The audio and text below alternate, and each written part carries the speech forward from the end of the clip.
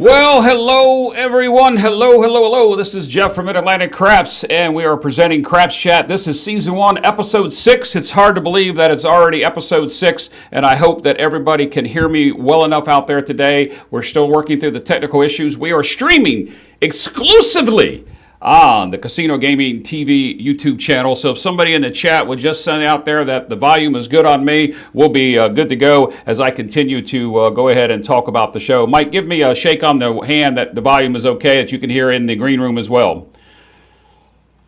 Mike. Yep, okay, thank you. And somebody in the chat, just go ahead and put out there that you can hear me okay and everything is good with the volume, because we're still working with the technology. We've got 5 or 6 people in the green room already. We'll be bringing them in. I'm going to go ahead and pretend like you guys can hear me, and hopefully everything's going. I know John is monitoring his Casino Gaming TV live. Anyway, guys, welcome. March 20th, 2022. It's hard to believe that here we are again with a Craps Chat episode. I peeked over at who was here waiting to get in, and I see some good people. I see Chris from Sideshow Gamble, Randy Coates, even Chief G-Dub's in the house tonight. All right. Turning my volume down. I got you, G-Dub. This is the voice. All right. Kid G, hello. Vince, welcome. We'll be talking about you in just a little bit, Vince, and it's going to be in a good way. Hey, Jay, how are you guys doing out there today? Slipping back through there, I think I saw Waylon was here. We had Ed from Roll to Win is in the house tonight. Yeah, guys, just welcome. As a reminder, if you want to put a question in, put a question with a Q.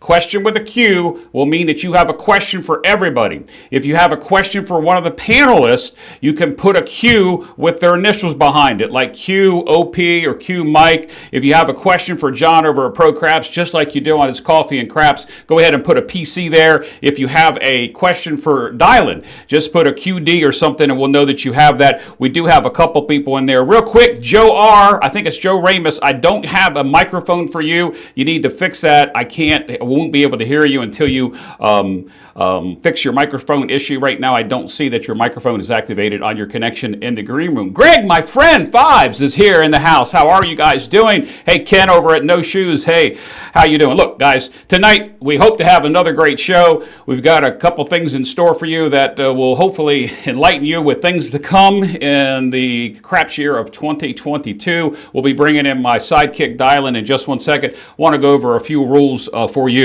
If you need to join the show, guys, right there on the channel, there's 2 ways you can join the show. In the beginning of the link of the chat, I did put in the chat link, the link that you could click on if you wanted to join the show over on the Zoom meeting. I think we have about 7 people in Zoom, might be 6. But if you can't find it in the description below, just look in the description, hit the little button on your YouTube channel, hit the description. If not, go to crapschat.com. The link is there. All you have to do is push it. Now, when you get connected and you get onto the show in the green room, you need to be listening through the Zoom side, not through your YouTube side, because there's about a 22-second delay the last time I looked, and we'll be getting an echo back and forth. And if you have headsets, if you're talking through a computer, you're going to need headsets of some sort to be able to talk to us without an echo. If you're on an iPhone or an Android tablet or phone, you should be all right. The technology sort of mutes that stuff. So to get on the show right there, guys, just look in the description below. You can join with your audio only. Don't have to show your face, or you can join with your face.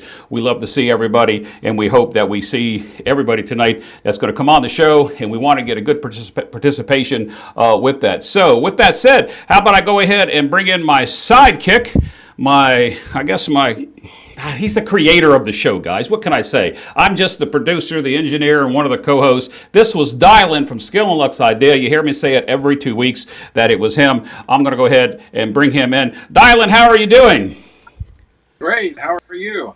Well, I'm doing great. I'm doing wonderful.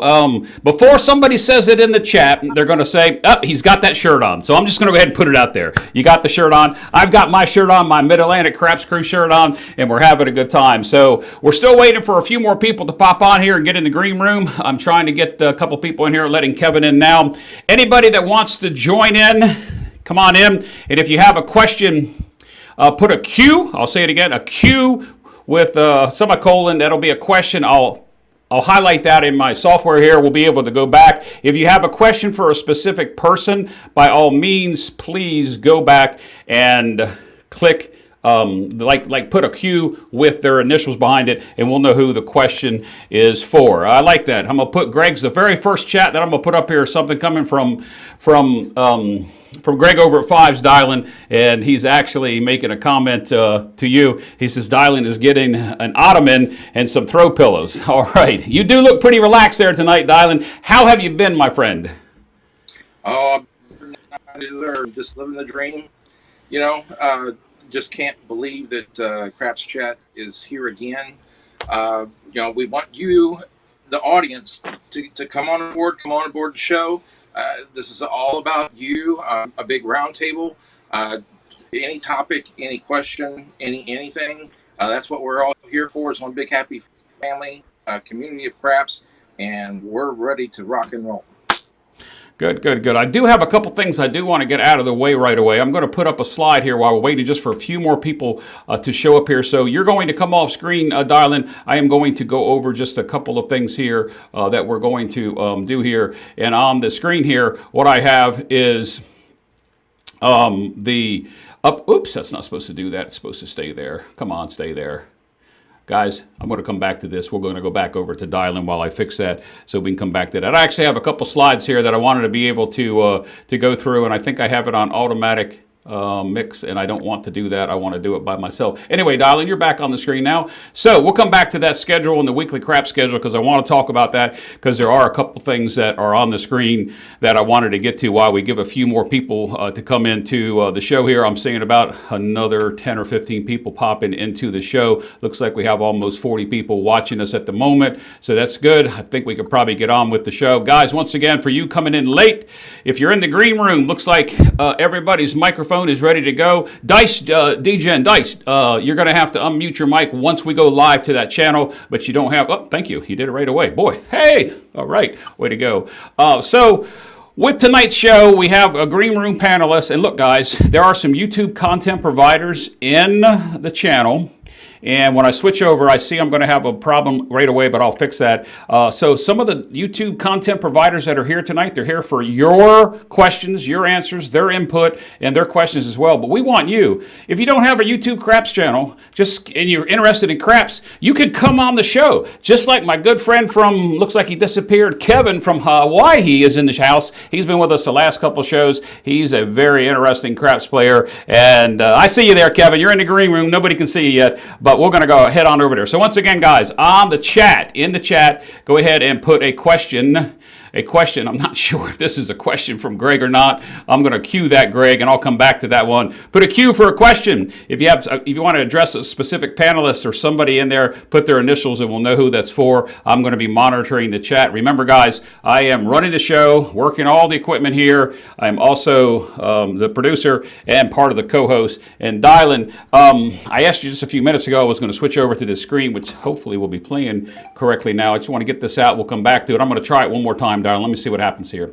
All right, so good. It doesn't go anywhere. Upcoming schedule, guys. This right here, I want to show you. We're going to try to do this every at the beginning of the show and at the end of the show. This is an upcoming schedule of things that's happening. Tomorrow night, guys, Vince, who's in the audience right now, I hope he comes on and joins us live. Vince will be on the Same Bet Show with Dave Carlin tomorrow night, according to Dave's schedule on his YouTube channel. He will be there doing the Same Bet Show with Dave Carlin tomorrow night on the Same Bet channel. Vince Armenti. All right, Vince, so hopefully maybe you'll join us and maybe give us a little preview of what you and Dave have sort of talked about. Coming up on March 26th, we have the Next Level Craps with Tony Leo and Ron Van Allen. That's going on in Las Vegas. Now look, guys, Golden Touch Craps Seminars has a slew of seminars coming up. April 1st and the 3rd and June 10th and the 12th in Memphis, April 22nd and 24th, and May 20th and 22nd in Atlantic City.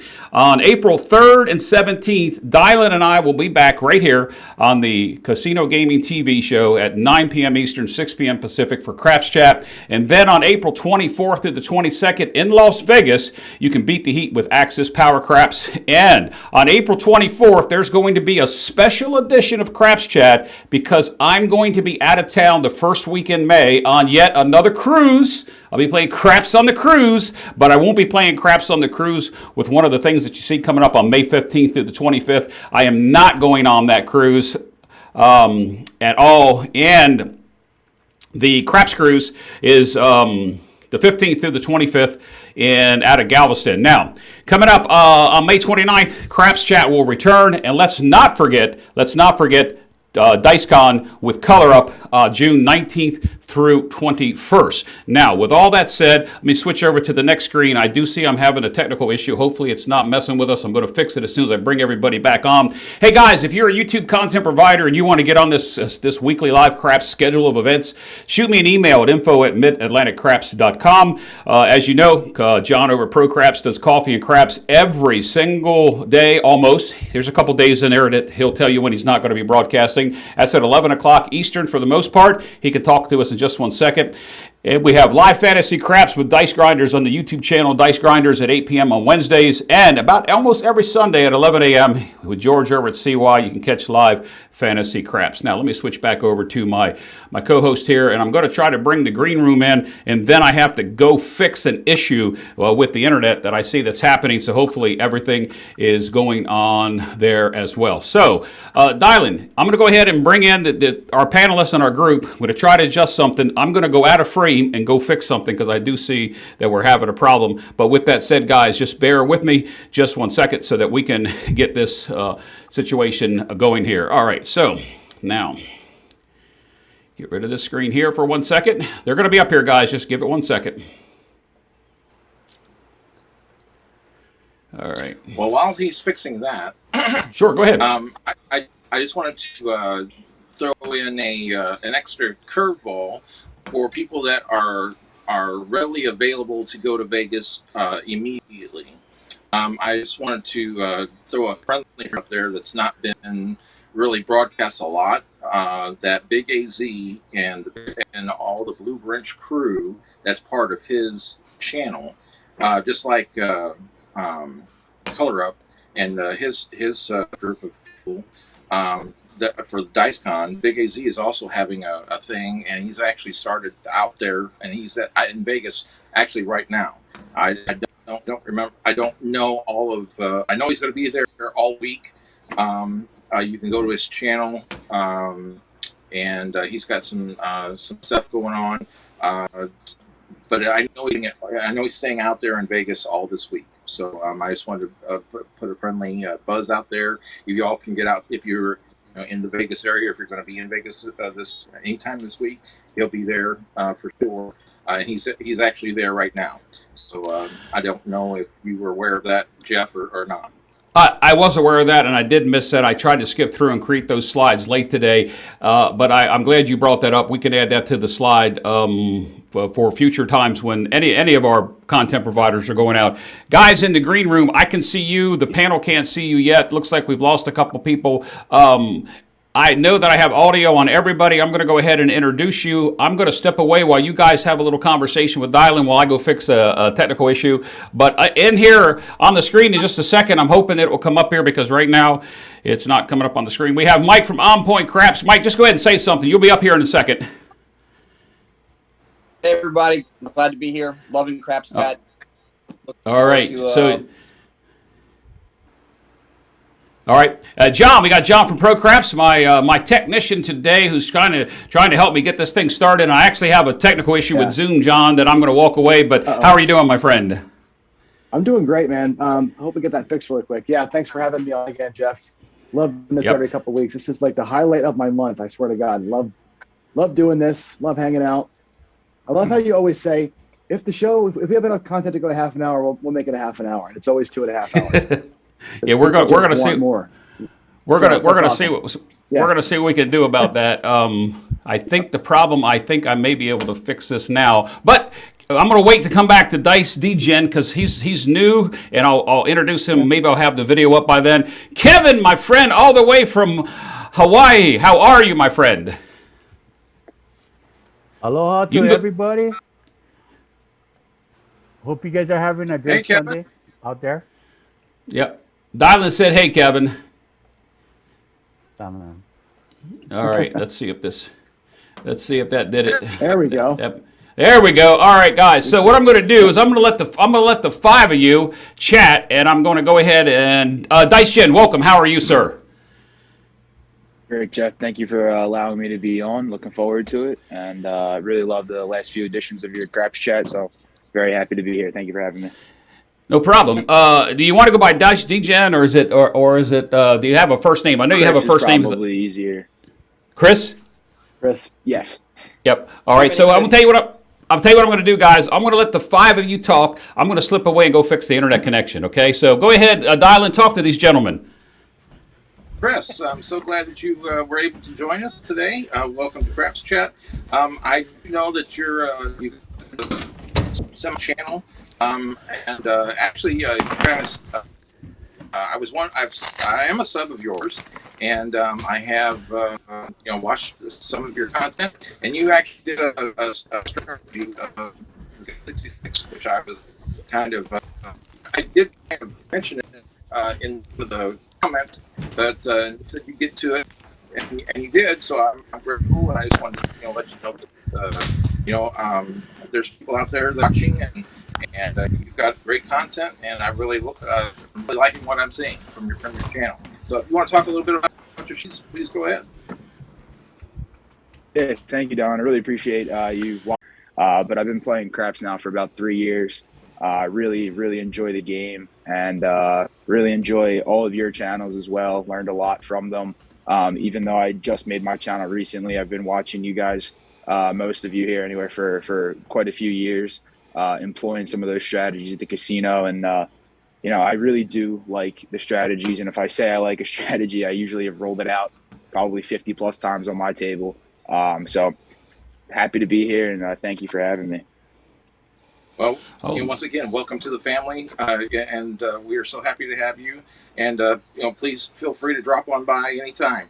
And I want to switch over to, let's see, who wants to volunteer to be next? My next victim. I want to welcome Chris, by the way. I love your channel. I love that you're from Philly. I love your shirt, by the way. The more flags, the better. Yeah, that's a really cool one. I'll be seeing you when I get to Philly in about 3 weeks. We're gonna make sure we hook up for sure. I really like the idea that you're doing with the breakdown, the field of 64 kind of breakdown. Other guys are doing the same sorts of things, but I like the fact you're going to bring us on and let us kind of talk you through it and make it more interactive. That's really an interesting twist on that. So that's gonna be really cool, and I think it's going to be like one of the next kind of must-see TV kind of things. I think the interplay with us is going to be really cool. So I'm looking forward to it. Yeah, I am too. I have to give credit to Jeremy at Color Up for the idea of bringing on people live, because he did that challenge during COVID where he was having live people on. That's kind of where I got the idea from, and I was hoping for a little bit more interaction, if I'm honest. But having about 4 people on will be good, especially for the first edition of this, and I am hoping to make it like an annual thing. Hopefully have maybe. If we do next year, 16 live videos going on, and then, have everybody on. So I'm looking forward to it. Kevin, how is the rough life in Hawaii treating you, my friend? Well, as you know, I woke up in the morning, went to the beach, and drank some Kona coffee, and just rub it in. Just sat underneath the coconut tree. And I was thinking about all you guys, in Seattle, John, and all of you guys, and I was, just playing my ukulele underneath the tree, and oh my just goodness, spending time with my family. Too much. How it Too goes, much. right? God, I walked my dog in the rain today. I want to hear it. Well, Seattle, Seattle, it rains. It rains so much, but I know. Hey, I don't know. Huh? Hey, Kevin. Mike. Kevin, I hope real quick. Hold on one second, Mike. Since you brought your ukulele out, Ed from Roll to Win puts this out there. He wants to know if I'm going to be playing the guitar tonight. I know there were several live streams the other night, but Ed went live and he put me up to the challenge to go on his show and actually play a little bit of guitar. And although I only did an intro, maybe you could play the ukulele, I can play the guitar. John can get his bass out, and we'll rip out a tune and write a song about craps. Who knows? Anyway, look at Dylan shaking his head there. But over on Ed's channel, the other night, I did a little bit of Simple Man from Leonard Skinner, but it wasn't enough to satisfy him. Okay, enough about that. Back to craps, guys. Mike, how are you? I'm really good. I put out a post a little bit earlier last week. I got some renovations going on in my house, so that slowed down my production a little bit. I did put out a video, and you can hear my dogs lapping up their water behind me because normally they're upstairs, but now they're downstairs with us. Our whole family's kind of living in our basement right now as they're renovating our living room, dining room. And so it's a challenge, but it's fun. It's fun to try to work around. So other than that, everything's good. Yeah, well, life gives you, when, life throws you curveballs, and you gotta make lemonade out of the lemons, right? So we gotta play the hand that we're dealt. I just like and we can capitalize on that 7 too. I mean, when that 7, we don't have to stay on the pass line. We can go on the don't. So, there's always options. That's right. I just wanted to say to Mike at OPC, I congratulate you, my man, on the 1K. Well deserved, man. Thank you. Well deserved, Mike. Last crash chat, huh? So, yeah, thank you. But congrats on the 1K, man. I'm proud of you, man. I appreciate it. All right, let me just remind everybody if they. Go ahead. Hold on one second. Let me just remind everybody if they want to get on the show, it's in the description below. It's a Zoom channel. Go there. I'll look at the channel. They'll tell me that you're coming in. You'll get on just like John, Mike, Kevin, and Chris that's on this screen now. We need more of you coming in. We need more of you to come join us in this show. So don't be afraid to sit out there. And the next thing I need, guys, I need some of you putting some questions in. Although I got a couple questions off of John's Discord channel that we're going to talk about, we do need to get some questions and put a queue. If it's a general question for everybody and if it's directed to somebody on the panel, just go ahead and put their initials in there and I'll see that as well. Okay, Donald, go ahead and finish your comment. I apologize for that. Well, my mind went blank, so I'm trying to figure out what I was going to say, but right now I can't. But anyway, I just know that it's fun. I know it's fun. It's busy. The COVID stuff is relinquishing its major grip that it had, and so things are going back to normal, quote unquote. I'm looking forward to going back to the casino sometime soon, in my little area, my neck of the woods, and there's been a lot of with Mike and his subscribers with his milestone. Congratulations on that. There's a lot of new people. There's a lot of new channels that have gone gangbusters, and Mike's one of them.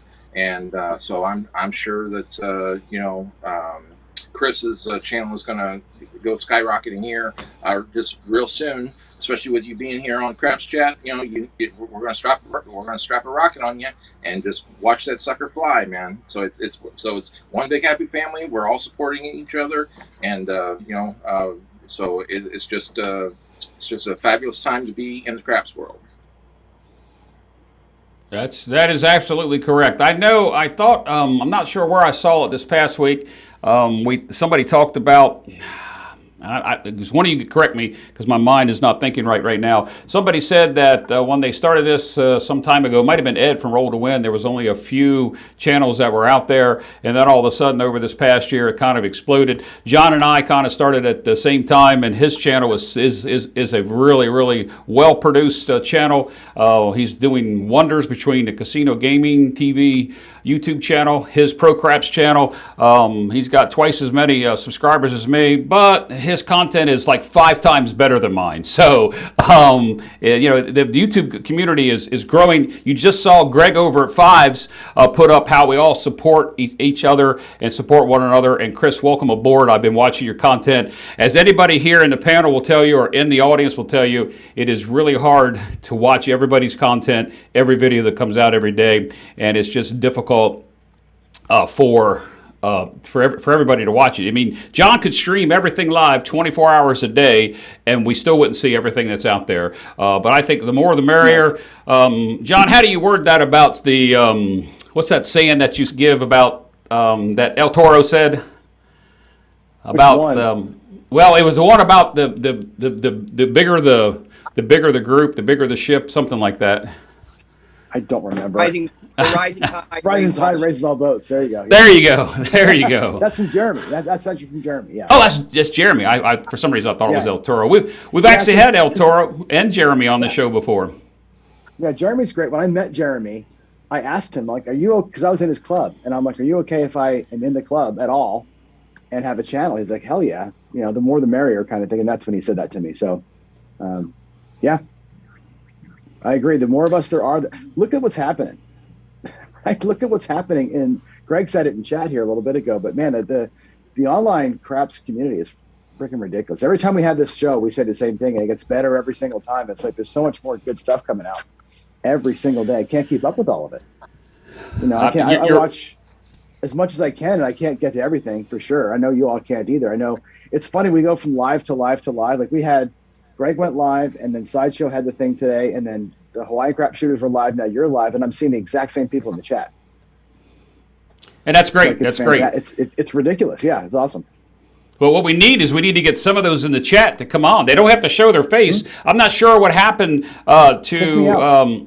No, you don't have to kick off. There's plenty of room, plenty of bandwidth. And John, you know where I ran a minute ago to fix the bandwidth problem. That's why I had to leave. But you know, you don't have to show your face. You can just come on your voice, just like what Chris just did. You don't have to show your voice. Come on. I know that there's a couple people out there. Joe R. He was on a minute ago. He couldn't get his microphone, but he disappeared but come back. Hey guys, go to the link in the description below. You also see descriptions. So if you're not subs of ProCraps or Mid Atlantic or Skill and Luck's channel, because Skill and Luck needs some subs too, there's real quick short links in the description below. It's called a bit link, and it'll take you right over there and sub for each one of those channels. And any YouTube content provider that would like me to do that in future Craps chats, just let me know. We'll add you there so that when we have people that pop on that aren't specifically subscribers of one of our channels, they can go in the description and just click that button and subscribe to every one of them. It's an automatic subscribe. All right. Looking at some questions here, guys. Are we ready to get on for some questions? Oh, heck yeah. Let's do it. All right, let's do this thing. So anybody, let me just make sure there's not anybody in the waiting room. I do have Ed in the waiting room. I apologize, Ed. I missed you. Whatever you do, Ed, when you come on, Ed, it's okay to sing. I need you to activate your microphone, Ed, from Roll to Win.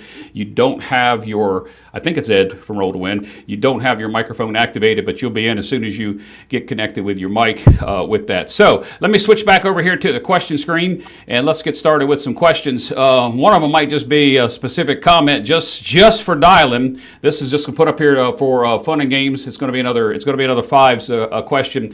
He wants to know something about your shirt. This is just all in fun and games, and we'll get to some questions. He says, Dylan, love the shirt. Someone bring the man a pina colada. Do you drink pina coladas, or would you rather have something else? I've got a drink. It's not a pina colada, but it's a drink. Yeah, I don't know. No, and John, do you have something there, John, that you're drinking with us tonight? I'm drinking Pepsi tonight out of my Michigan State Spartans cup. Spartans gave it their all tonight, man. They almost pulled it off. They lost to Duke by 6. They gave them all they had, though. That was a good game. And my wife's up there watching Louisville. Louisville women are playing right now. And we got a good friend, one of my son's best friends playing baseball growing up. His sister plays for Louisville.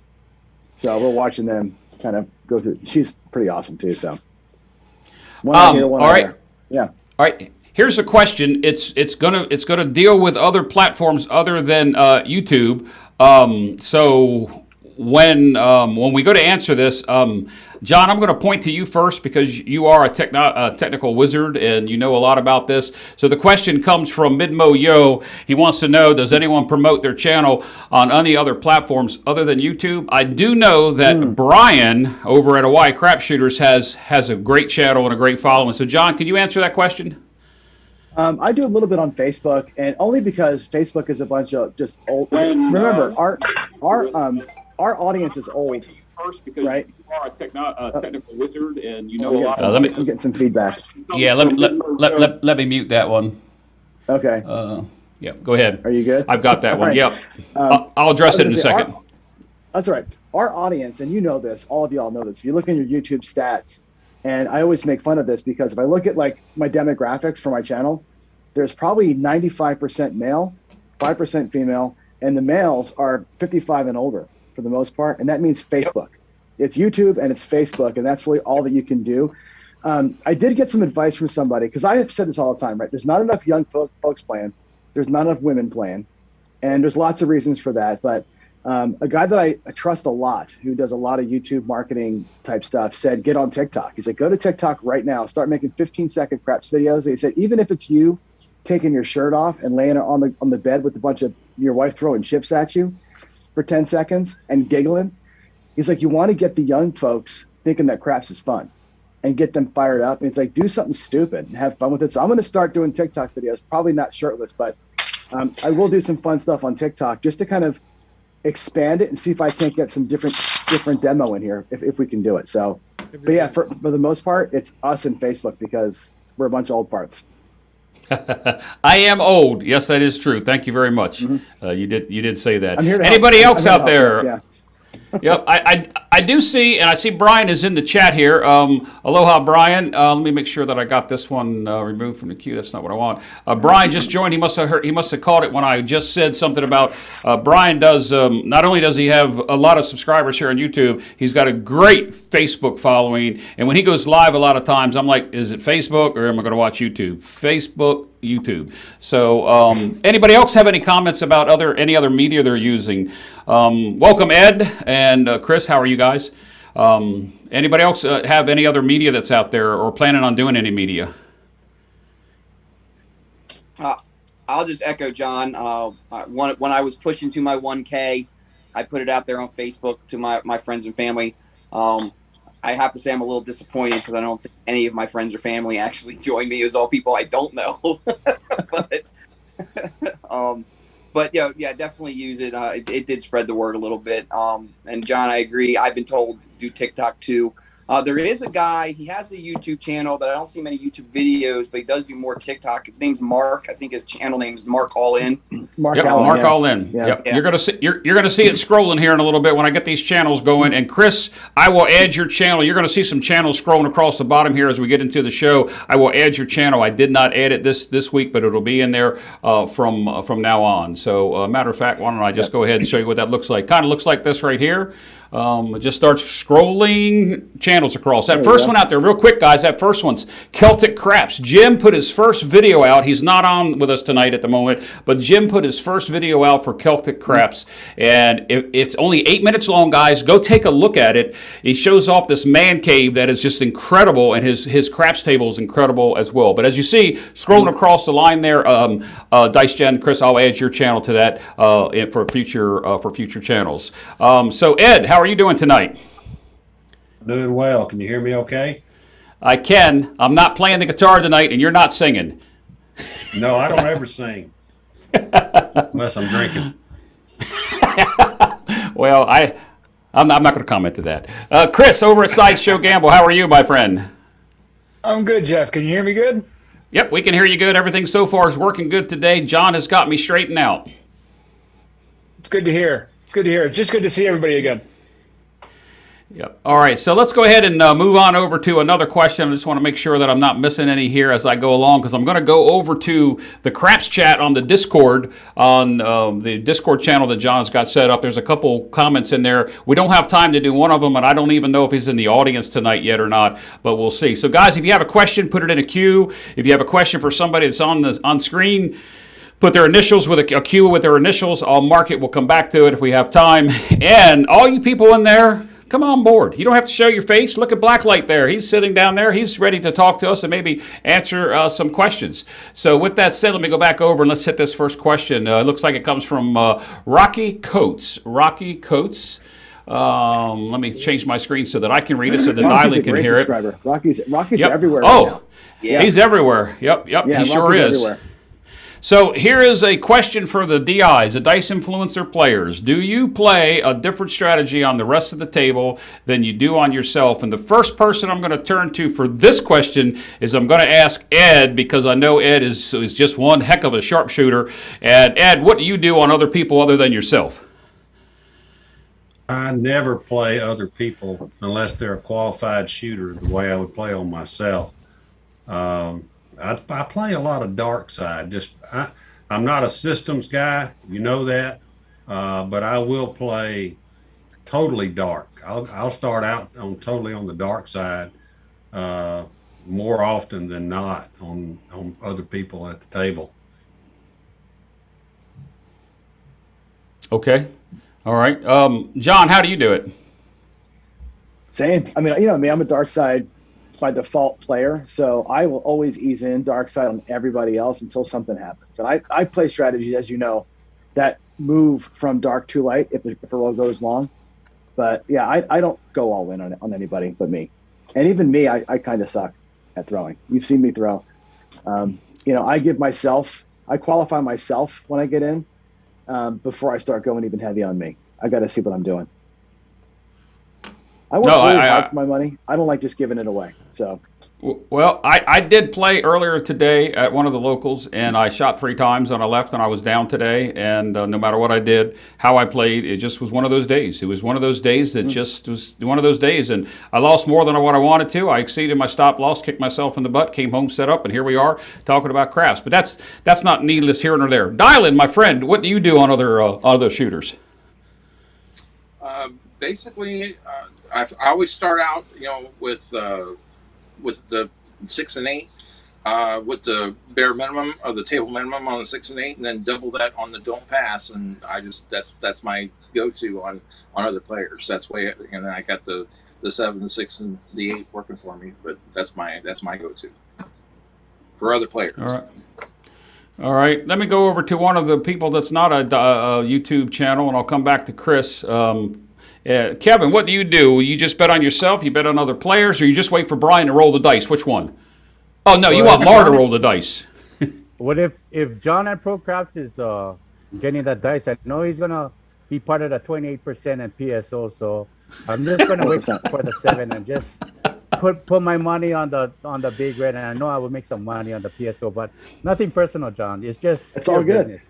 Yeah, no, it's pure business, man. But what I like to do is I like to hedge my bets. So, if I'm going to go don't pass for 50, like John taught me on his videos, then I'm going to go proportion on the 6 and 8 and just do the right proportions. So it makes sense on the bet. Even if I'm doing the iron cross, you have to do the right ratio and proportions, and you have to make it make sense. And you have to do the proper odds and do a methodology to protect yourself while you're hedging your bet, and make sure you don't get burned. But what I learned from John and the other YouTube providers is it's important when you have all that money up there to regress and get back down to foundation so you don't lose all that money. All us people from Hawaii, we have so much hundreds and thousands of dollars on the table, then boom, 7 out, but we didn't regress. So learning from John, the rack management, X amount per shooter, this is the amount, this is the profit. If you do money management and you play this game wisely and getting all the knowledge from all you YouTube providers, we all as a group can do well and win all this money from the casinos. We want all that money from the casino in our rack, not in their box. We want it in our rack. So with everyone working together, we can beat the casino. All right. Well, before I go to Blacklight, let me get Chris over at Dice Degen a comment. What do you do? Yeah, I do have a different strategy for myself shooting versus what I'm playing at the table. And I do want to highlight something John made a video on not too long ago about shame and stuff. I used to be pretty shameful playing the dark side. I always thought it was like very negative for the table, hated doing it. But I learned over time that, you play your strategy, you stick to your gut, you do what you want to do. And end of the day, you have to be happy with your decision. So I do play a version of like the 6, 7, 8, or one of my videos, the Degen dark side. When I have other shooters for myself, I usually bet the light side. I consider myself to be a decent shooter. Now I'm going to jinx myself whenever I go to the casino next time. But I do typically do well when I'm shooting, at least to the point where I can play whatever strategy I'm playing, regress down my bet so I'm playing with profits from my own roll, and then go from there. So I do play different strategies for myself versus other people. Now, if I do see people playing or shooting well, I may adjust that if I got burned on their last roll. Again, just being flexible at the table, things like that. And I'm very observant when I'm at the table or when I'm waiting to go onto the table. I usually wait almost a whole rotation around the table before I actually hop on the table. So I can kind of see who's doing what, and see if it's worth betting on other people, or if I should kind of just stick to myself. And if I don't like what I see, I just don't bet. I'll sit out a shooter, just have a drink, do whatever, and then, hop back on afterwards. Yeah, that's what I should have done today. So let's go ahead and bring Blacklight in here. Blacklight, I'm not sure what your real name is, but you're hiding behind the black portion of the screen. It's who? That's Mike. Yeah, it's Mike. Yeah, how you doing, John? All right. I've Hey there. emailed John.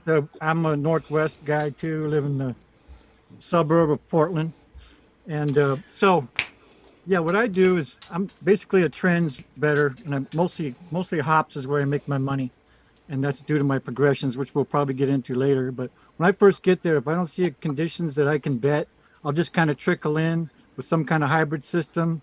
Whalen systems are pretty nice where you get the ladder, just kind of trickle in, wait for things to set up.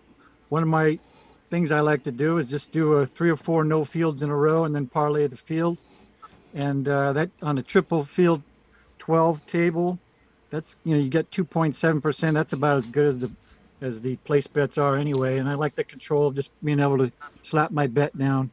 So I just kind of trickle in and see what's going on. But if it's happening right off the bat, I'll just go for it right off the bat, because I'm, about 2/3 of the time my system will work, but about 1/3 of it just doesn't work, so I have to qualify the table like in my own way to do that. But I think for someone who really needs to win, if you're down, you need to win, heck, wait 7 or 8 rolls. Make sure these people are in the hot roll range, before if you're trying to build something big, you can't afford to get short rolled. You know what I mean? So well, Mike, you mentioned something. Mike, you mentioned something about your hop system, and you said you emailed John. John, has that's something that you might look at a future session somewhere along the line in a couple months coming up? Yeah, Mike and I actually have plans, like kind of side plans to get together at some point. He lives down near my son, actually, in Oregon. And I said, and next time I go down there, we're going to go and have some food and drink and talk and play, because he's really intrigued me over the emails. Like, I really want to see what you're talking about. And I want to see it in person, but we got to talk about it, right? So I think we'll get down there. We're about probably 4 hours apart, so it's not like it's a hop, skip, and a jump. Yeah, what I like to say, because I don't know how long this is going to go, but what I like to leave with you guys is, on your progressions, it's really difficult to win a low payoff progression. A 1-to-1 or even 2-to-1 is a little bit tough. The higher you get up into payoffs, it gives you a lot more flexibility and leeway. If a typical martingale 1-to-1, they'll clean you out. You'll be on skid row if you keep that up. But if you get to a 30-to-1 or 15-to-1 hops play, and if you know what you're doing and you have an idea that those numbers are going to show up, say, under 10 rolls, you can clean up. Like if you guys saw the bubble craps Brian was playing, did you see all those sevens? Those sevens were less than 8 rolls apart. Okay, but I want to teach all you guys to do it. It's nothing major, but if you have my progression, you will kill that table. And my problem with bubble craps is I get too many hand pays when I get my payoff, and I don't like that. I don't want them having all my information and all the pictures, and they kind of, they don't like it that much. And if we all start doing that, I hope we all do, but we don't really want them all to know what we're doing. That's why I'm a little bit shy about even showing this, because honestly, it works too good. And I know there's nothing new in the craps world, this kind of thing, but this is exciting. And it's almost so exciting. I get super excited to play it. So I don't know if you guys know what it feels like to hit these 750, 1,500, and 3,000 pops on the hops, but it pretty much makes your afternoon when you hit those, So, and a lot of times I'll just leave with 1,200. I might be down quite a bit. So it's taking a lot of research and a lot of time, and I have to trust my system. And that's why I'm in here with you guys. So you guys, eventually you can give it a workout and see if you can break it. And, but it's not a low adrenaline way to play when you're progressing on hops. Okay. You have to, it's almost good to have friends around to calm you down. You know what I mean? Because you can get so excited that, and I do that. I'm more of a researcher, gambling wise. I love gambling, but I hate losing, honestly. So and here I am playing the worst percentage bet on the table and beating them. So there's something to it. And, Right. That was a lot like what VDC does, actually, as you describe it. VDC, drunk Rich guy over- explains. What's his No, name? no, no. Rich is no. No, I'm talking about drunk Richard guy though. Vegas. Oh yeah, he's there's a few yeah, guys. yeah. There's a few guys that do Yep. similar. Drunk guy does. He's in the same general area. I just kind of went a little further with it. Okay, just went a little further.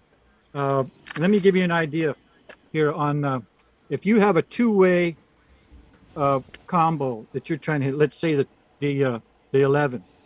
You're 11 better.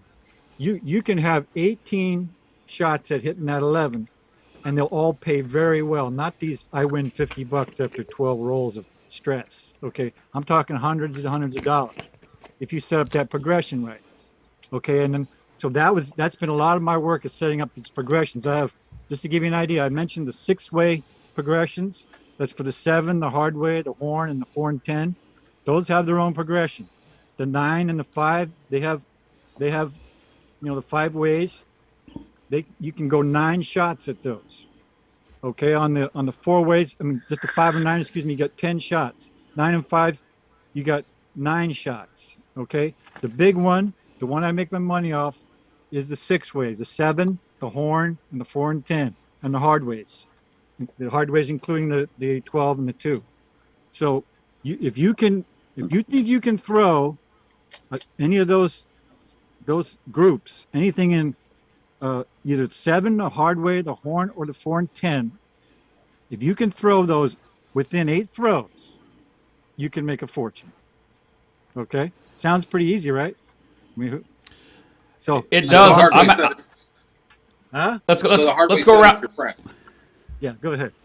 No, So, go ahead. What Dylan is saying, Mike, is the hard way is your friend, is what he's asking. Yeah, well, basically, we got these 2 cubes. They got 6 sides. They don't care what's on them. We have to look at these dice for what they are. They're just cubes. They don't care what the 7 is. They don't care about place bets or combats or nothing. Okay, they are what they are. So if you try to scramble, let's say you roll 36 times the whole sequence of combinations. If you hand set those numbers, try to write them out and not do 2 in a row. Try to write all 36 combinations down without doing 2 in a row. It's actually difficult. A purely scrambled series of numbers is actually rare. You know what I'm saying, guys? How often do you not see 2 in a row? And sometimes it can be the exact same combo, like 3-1-1-3. Okay, that's a 2-way combo. Or it can be, aces or 12, a full hardware. So, but you go ahead. What's that? What you got to realize is, let's say you start off with a brand new table, they just opened it up. You can start watching for when the dice have the exact same combo come up, like say 3-1 twice in a row. Okay. And if you count it from the beginning and it's less than 18, that means that particular aspect of the dice rolling is occurring under expectation. Now, sometimes that will go 40, 50 rolls that it doesn't happen. You get the exact same dice combo right back. And that's what I wait for. I wait for that long time. Then I wait for one more time where I see it come under 18. And what happens is you have to look at these dice. And I've done a lot of research on this, including fractals and physics and all kinds of crap. But these dice, these series of rolls, they're like an orbit. Sometimes they're close and you get a whole bunch of 7, say, and sometimes 7 goes way out in orbit. You don't know where the hell it is. And then it comes back around. Sometimes it slings right back out again.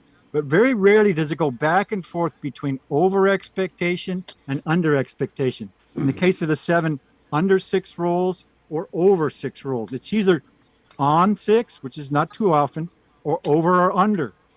But as we know, if it's over 6, it can go on for infinity. It seems like infinity. Like I mentioned the other day, I did a 60 roll here at home, just practicing, and I was just throwing random. So that's crazy. Well, Mike, if I could interrupt you, Mike, before we move on to the next question, I'm gonna put the chat up there for everybody to see. Dice Emotions in the chat wants to know, what is your bankroll for the Hop World? I guess he's asking what kind of bankroll do you have? 2,000. If I'm at a big table, I'll go 5,000 or 6,000. But Wow. 2,000 is pretty good. If you 3,000 is better because you can have a couple of wipeouts and still make money. But the reason Right. I would do that and stay with it is because it is resilient. Okay. So my progressions, let's say I lose one. You're gonna be down 1,000 to 1,200 bucks if you lose one. Okay. If then what I will do on that, say it's the sevens didn't hit, it didn't quite hit. I will wait till it starts hitting again, because I've almost never seen where the system hits and then all of a sudden doesn't hit. It either hits 2 or 3 times in a row and then takes a break, or it doesn't. It doesn't go hit, no hit, hit. These are really, really good frequency of hits. Okay, so I will try to get 3 wins and I'm gone out of the casino. And if that wins me $400, that's fine. If it wins me $2,200, that's fine too. But I'm basically out. I do not hang around. Well, that is an interesting approach and an interesting strategy. And John, I hope at some point in the future, you do something with it and show the good, the bad, and the ugly. I know a lot of people out there don't like the prop bets. Specifically, one guy that I know that I won't mention by his name, but he likes to imitate me when he comes on his channel from time to time. He hates the center action in the prop bets. In any event, back to the original question. Anybody else in the panel that would like to say something? Mike from On Point, did you have a comment? No, I'm not really a dice influencer. I'm working on becoming better at tossing the dice. I would maybe consider myself a rhythm roller. So I bet the same until I get to the point where I think that I can actually have some effect. But no, that's it. All right. And what about you, Chris from Sideshow? Really, I'll play on everybody. Just I won't play as big of a bankroll or bets on people I don't know at the table. But I'm leaning more toward that's kind of what we've been working on with the coin pusher lately, is just something that I can play on random rollers to see if I can't get on a long run. All right. Ed, you look like you might have been biting at the chomp to say something in regards to what Mike from Blacklight said. Well, I don't know that I was biting. I was listening very intently. I'd like to see his strategy play out. I was thinking he might like me a lot if he could get on a table. Mm-hmm. I've seen your roll distribution, Ed. I know that. Yes. Do what? Oh, yeah. So I've seen your roll distribution. He would love playing with you. Yeah, I mean, I tend to pound certain numbers when I get in the rhythm. So I think, I mean, the hot bets, I rarely do them. And, and the reason is hell, I forget to. There are times I'll hop on a come out because I think about it. I know what a strong number is for a set. And I'll hit it. And then later on in the throw, I may throw some money on it, not hit the hot bet, and then I forget about doing it. But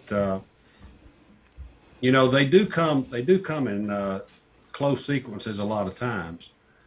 Especially, I mean, if you've got somebody who's attempting to set the dice and they're throwing it the same way,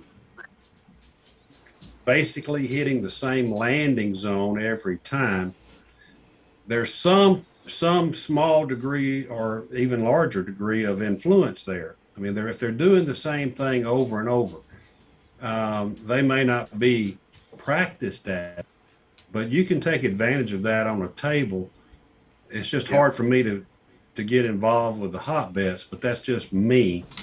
I mean, I've heard that the hot bets, are the crack cocaine of craps, right? I mean, that's what it all is. Yep. I will have to leave you in a second. So if I disappear, don't think I was being rude or anything. I do want to thank everybody. I want to thank John and Jeff, Dylan, everybody that brings this show together every couple of weeks. It's a great thing to get together and talk with friends that we've never really met in person. So I appreciate the fact that this is out there. Hot bets are tough on me. I mean, I just don't think about doing them enough. Or maybe that's a good thing, but I like to say something. I'd be hopping the nines a lot for me, but 9 always seems to be my power number, but then the other night when we were rolling live, I couldn't throw a 9 in all those throws trying to hit that tall. So you never know. You never know. I'd like to tell you guys how I got into this system. I was living in Reno. I used to go to Grand Sierra after work. As a local, you could go to the buffet for $7.77, you know. And I was working 2 jobs, so I had no time to cook. So I'd go in there on a full belly of prime rib and dessert. I'd sit there and play craps, and I would just do my field system, you know, just wait for 3 no fields. And you know, I had no money at the time, so I took 200 up to about 2,800 in 6 weeks, just doing that. And the dealers started to talk about me. But what I was doing was studying these rolls, and because a lot of times on that system, you're not on you're not on the repeats of the field. You're waiting for another 3 no fields. So the crazy bettors, I call them, they would just bet field, and it looks like they got a big stack, and then it's gone. Well, I would just wait for that one opportunity. If it missed, I would wait for it to set up again and then up my bet. Okay, so you want to wait for that prime conditions again. You don't just keep chasing a loss. You don't, on the field, you can get 14 fields in a row and just clean you out. And I've done it. So the point is, I started to really wonder what the heck's going on with these probabilities. Why do you get these crazy rolls? Why do you get all these repeaters and all this stuff? And how come I can't make money off of it? And you know, where's the probability in all this crap? And so this began this big stare into the abyss of randomness, and I'm trying to find some kind of repeating something in the randoms that I call the rhythm of random. And so what happens is there's actually a mental disease for people who see patterns that aren't there. You know, I actually said, am I going crazy? So the reason I use the hops is it's the worst bet on the table. If I can win with the hops, I know it'll work if I apply the same principles to the other parts of the game. And I do that a little bit, but since it works with the hops, it gets me out of there quicker, gets me in and out of the casinos quicker. So as far as the best I've seen is I have a plus 5% advantage, which is, you know, I can't say I could do that all the time, but when it works, you have an advantage. So it's been it's like a don't player. You get a lot of weird looks, a lot of shaking heads. When you make these bets, when you start stacking, you know, 200 per number on the hops, you know, you get some weird looks, but when you hit it, you're gone and it's all good. So, but I would say this is what I've been trying lately, thinking about you guys. How could you use it? Because most people are not going to want to even play the hops because the probability is terrible. But what you can do is use my triggering system to tell you which numbers are about to hit. Okay, and then you can use that on your place bets. If right. The situation comes up where 7 is not just going to come 3 times, but it's going to come 4 times. If you know my stuff, you'll know it's coming 4 times. Don't put a big place bet layout out there, okay? Unless you got it covered somehow. And then when that happens, when it's gone, and you have other numbers getting hot, 6 and 8, 4 and 10, or whatever's coming in there, you'll know that those are the hot numbers because they're qualifying for this hot bet. You know that they're probably, you know, if a guy can win hot bets on it, you know it's probably going to be coming.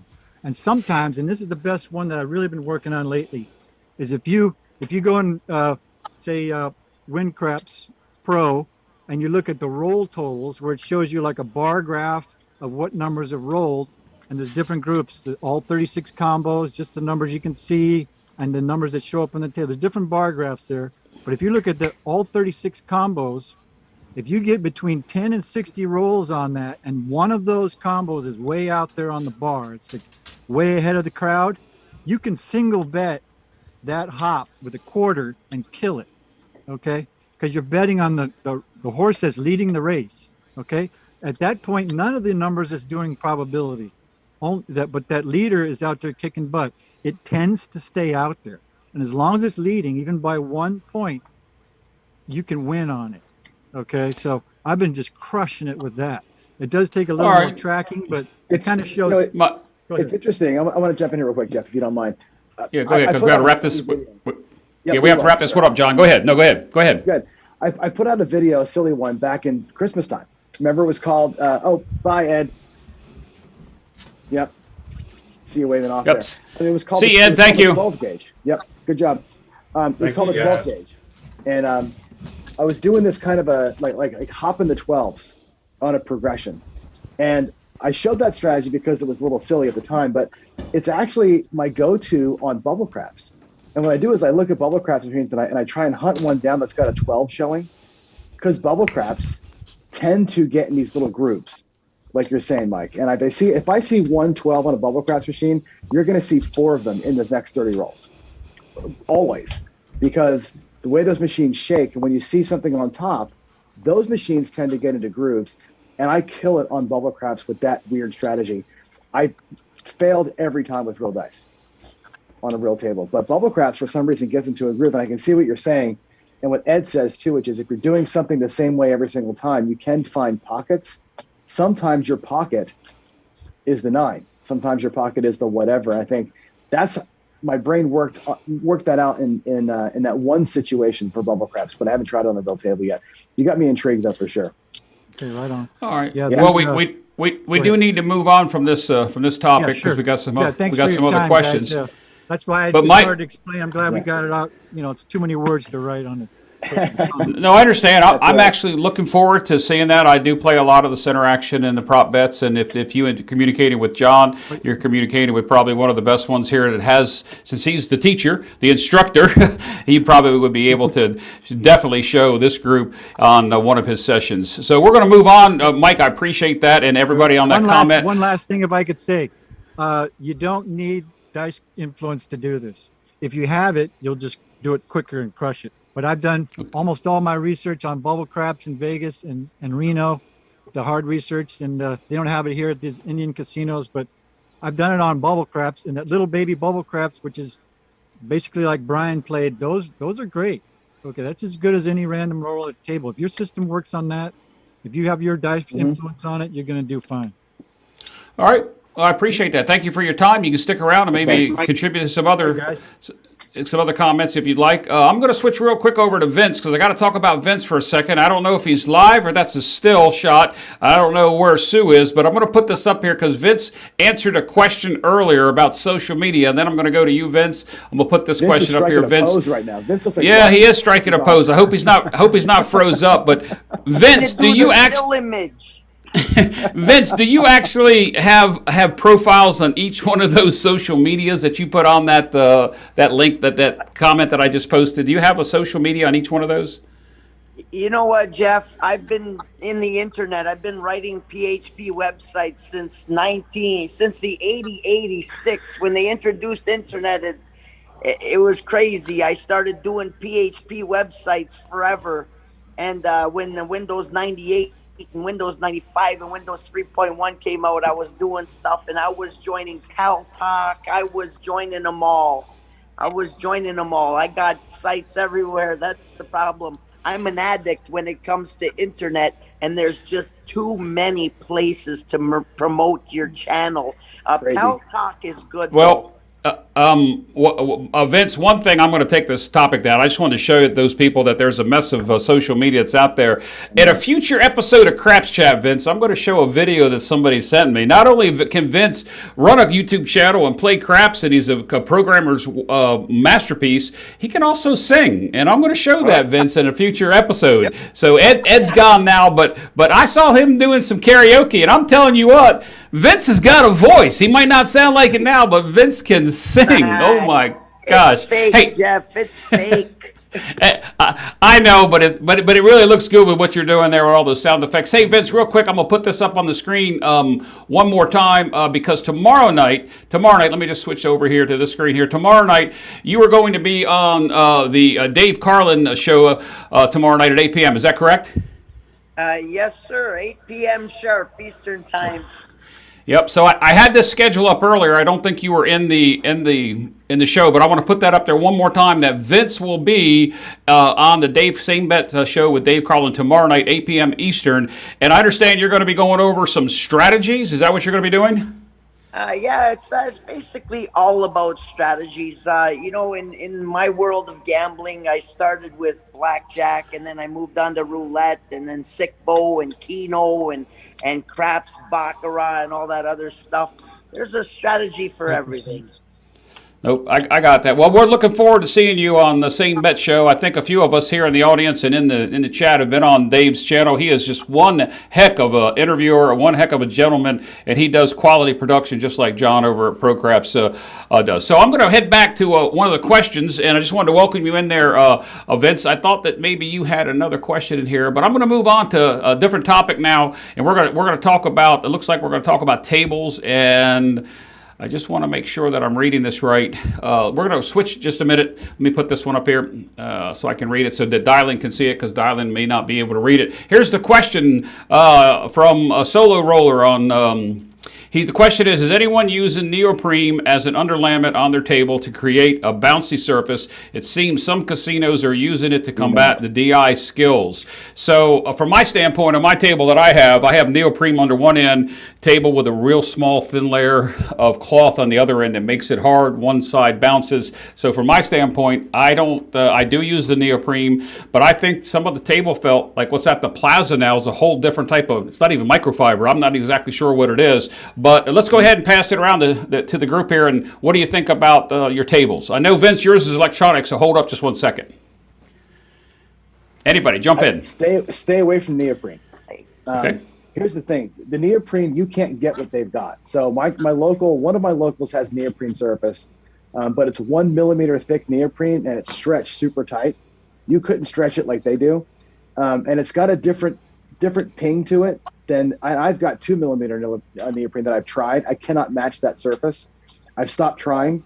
The problem with neoprene is that your edges of your dice dig into it so much that they just spring sideways, and you end up getting you do nothing good when you're practicing on neoprene. Like, you can't get anything true out of it. And frankly, if I go to that casino, I don't even worry about it. Like, that's when I stop trying. Like, you can't beat that surface, so just don't bother with it. I practice now on cork on one end and straight up speed cloth and one layer of vinyl on the other end. So it's basically the Fremont and everybody else is kind of how I do that. The cork side, you can see in the mornings, I throw tons of sevens on it and it's kind of bouncy, but I'm getting better at that. That's a controllable surface. It's super bouncy, but it's not unfair. Neoprene and the Velara stuff is really unfair surface. If you see those kind of tables, and you want to be a controller, just don't play there. That's what I'm saying. Like, if I see a neoprene table, I've stopped going to my local that has the neoprene. I just don't play there. All right. Let me go over to my sidekick. Yeah.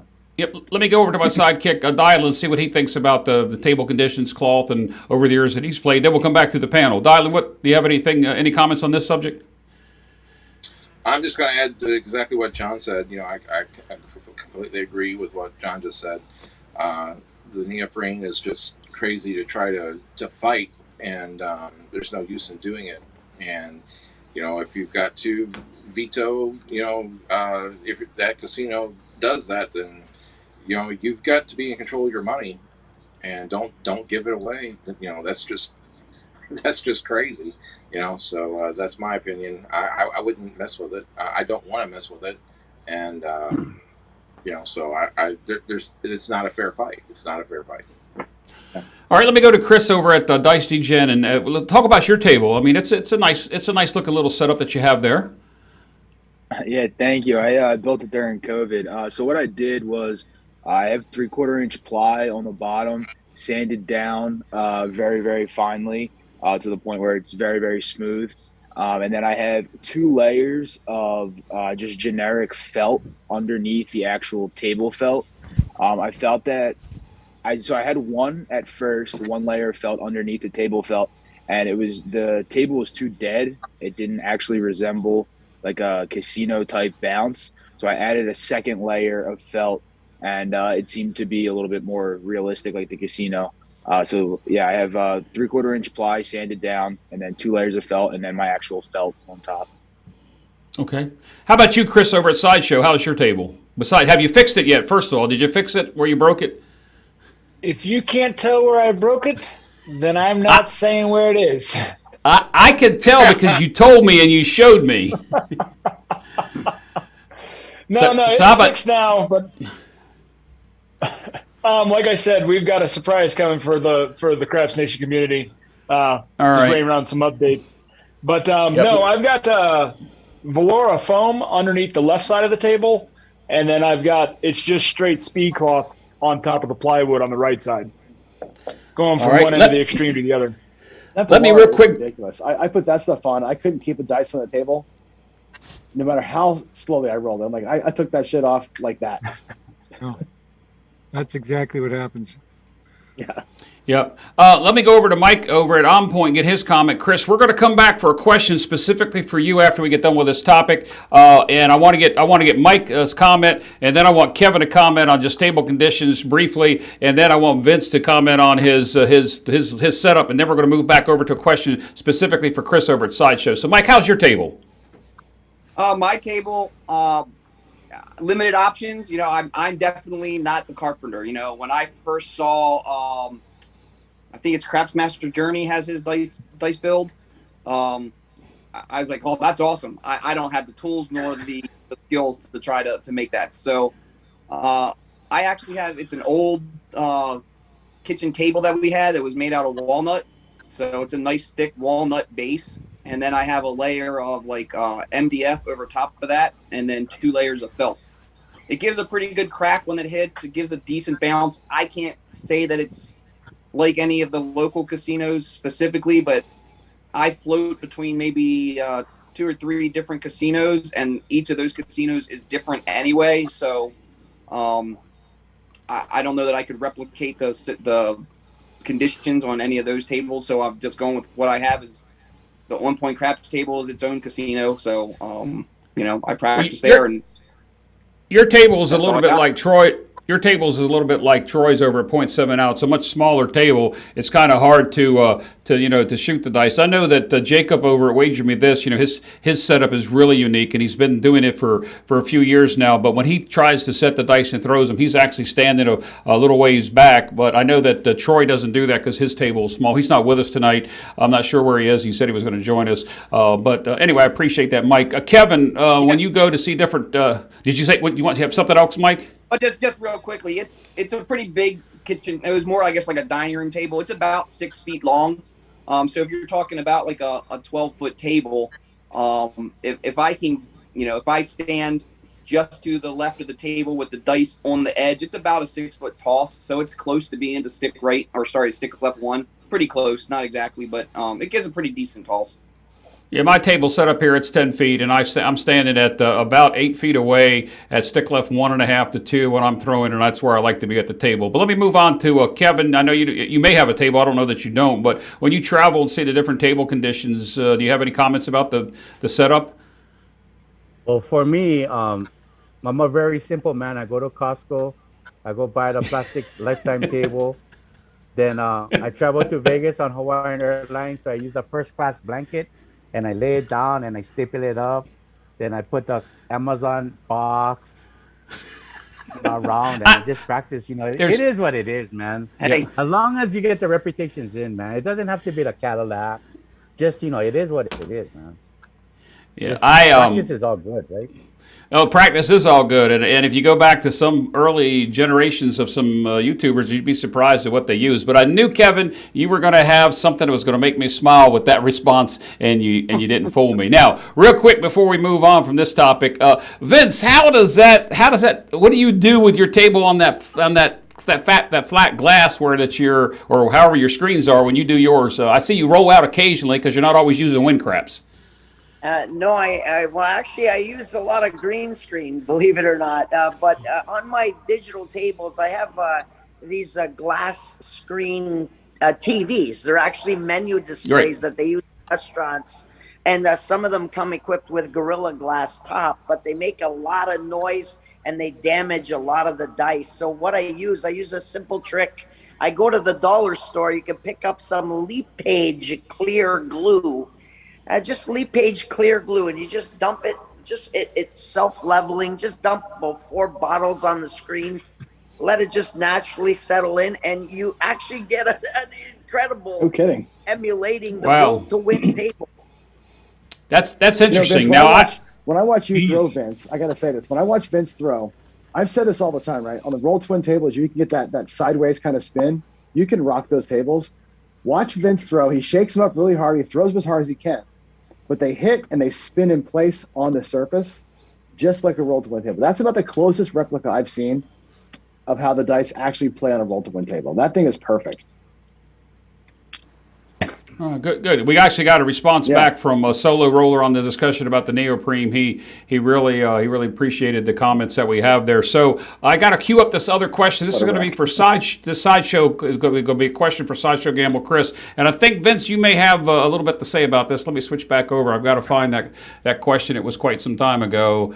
Oh my. Let me hit the queue. Sorry, guys. Let me just queue this one. I had it queued up, and then I moved from that. Okay, here it is. So Greg over at Fives, because you guys have been working on this, he really wanted to know, and for Dylan, I'll go ahead and read this one for you.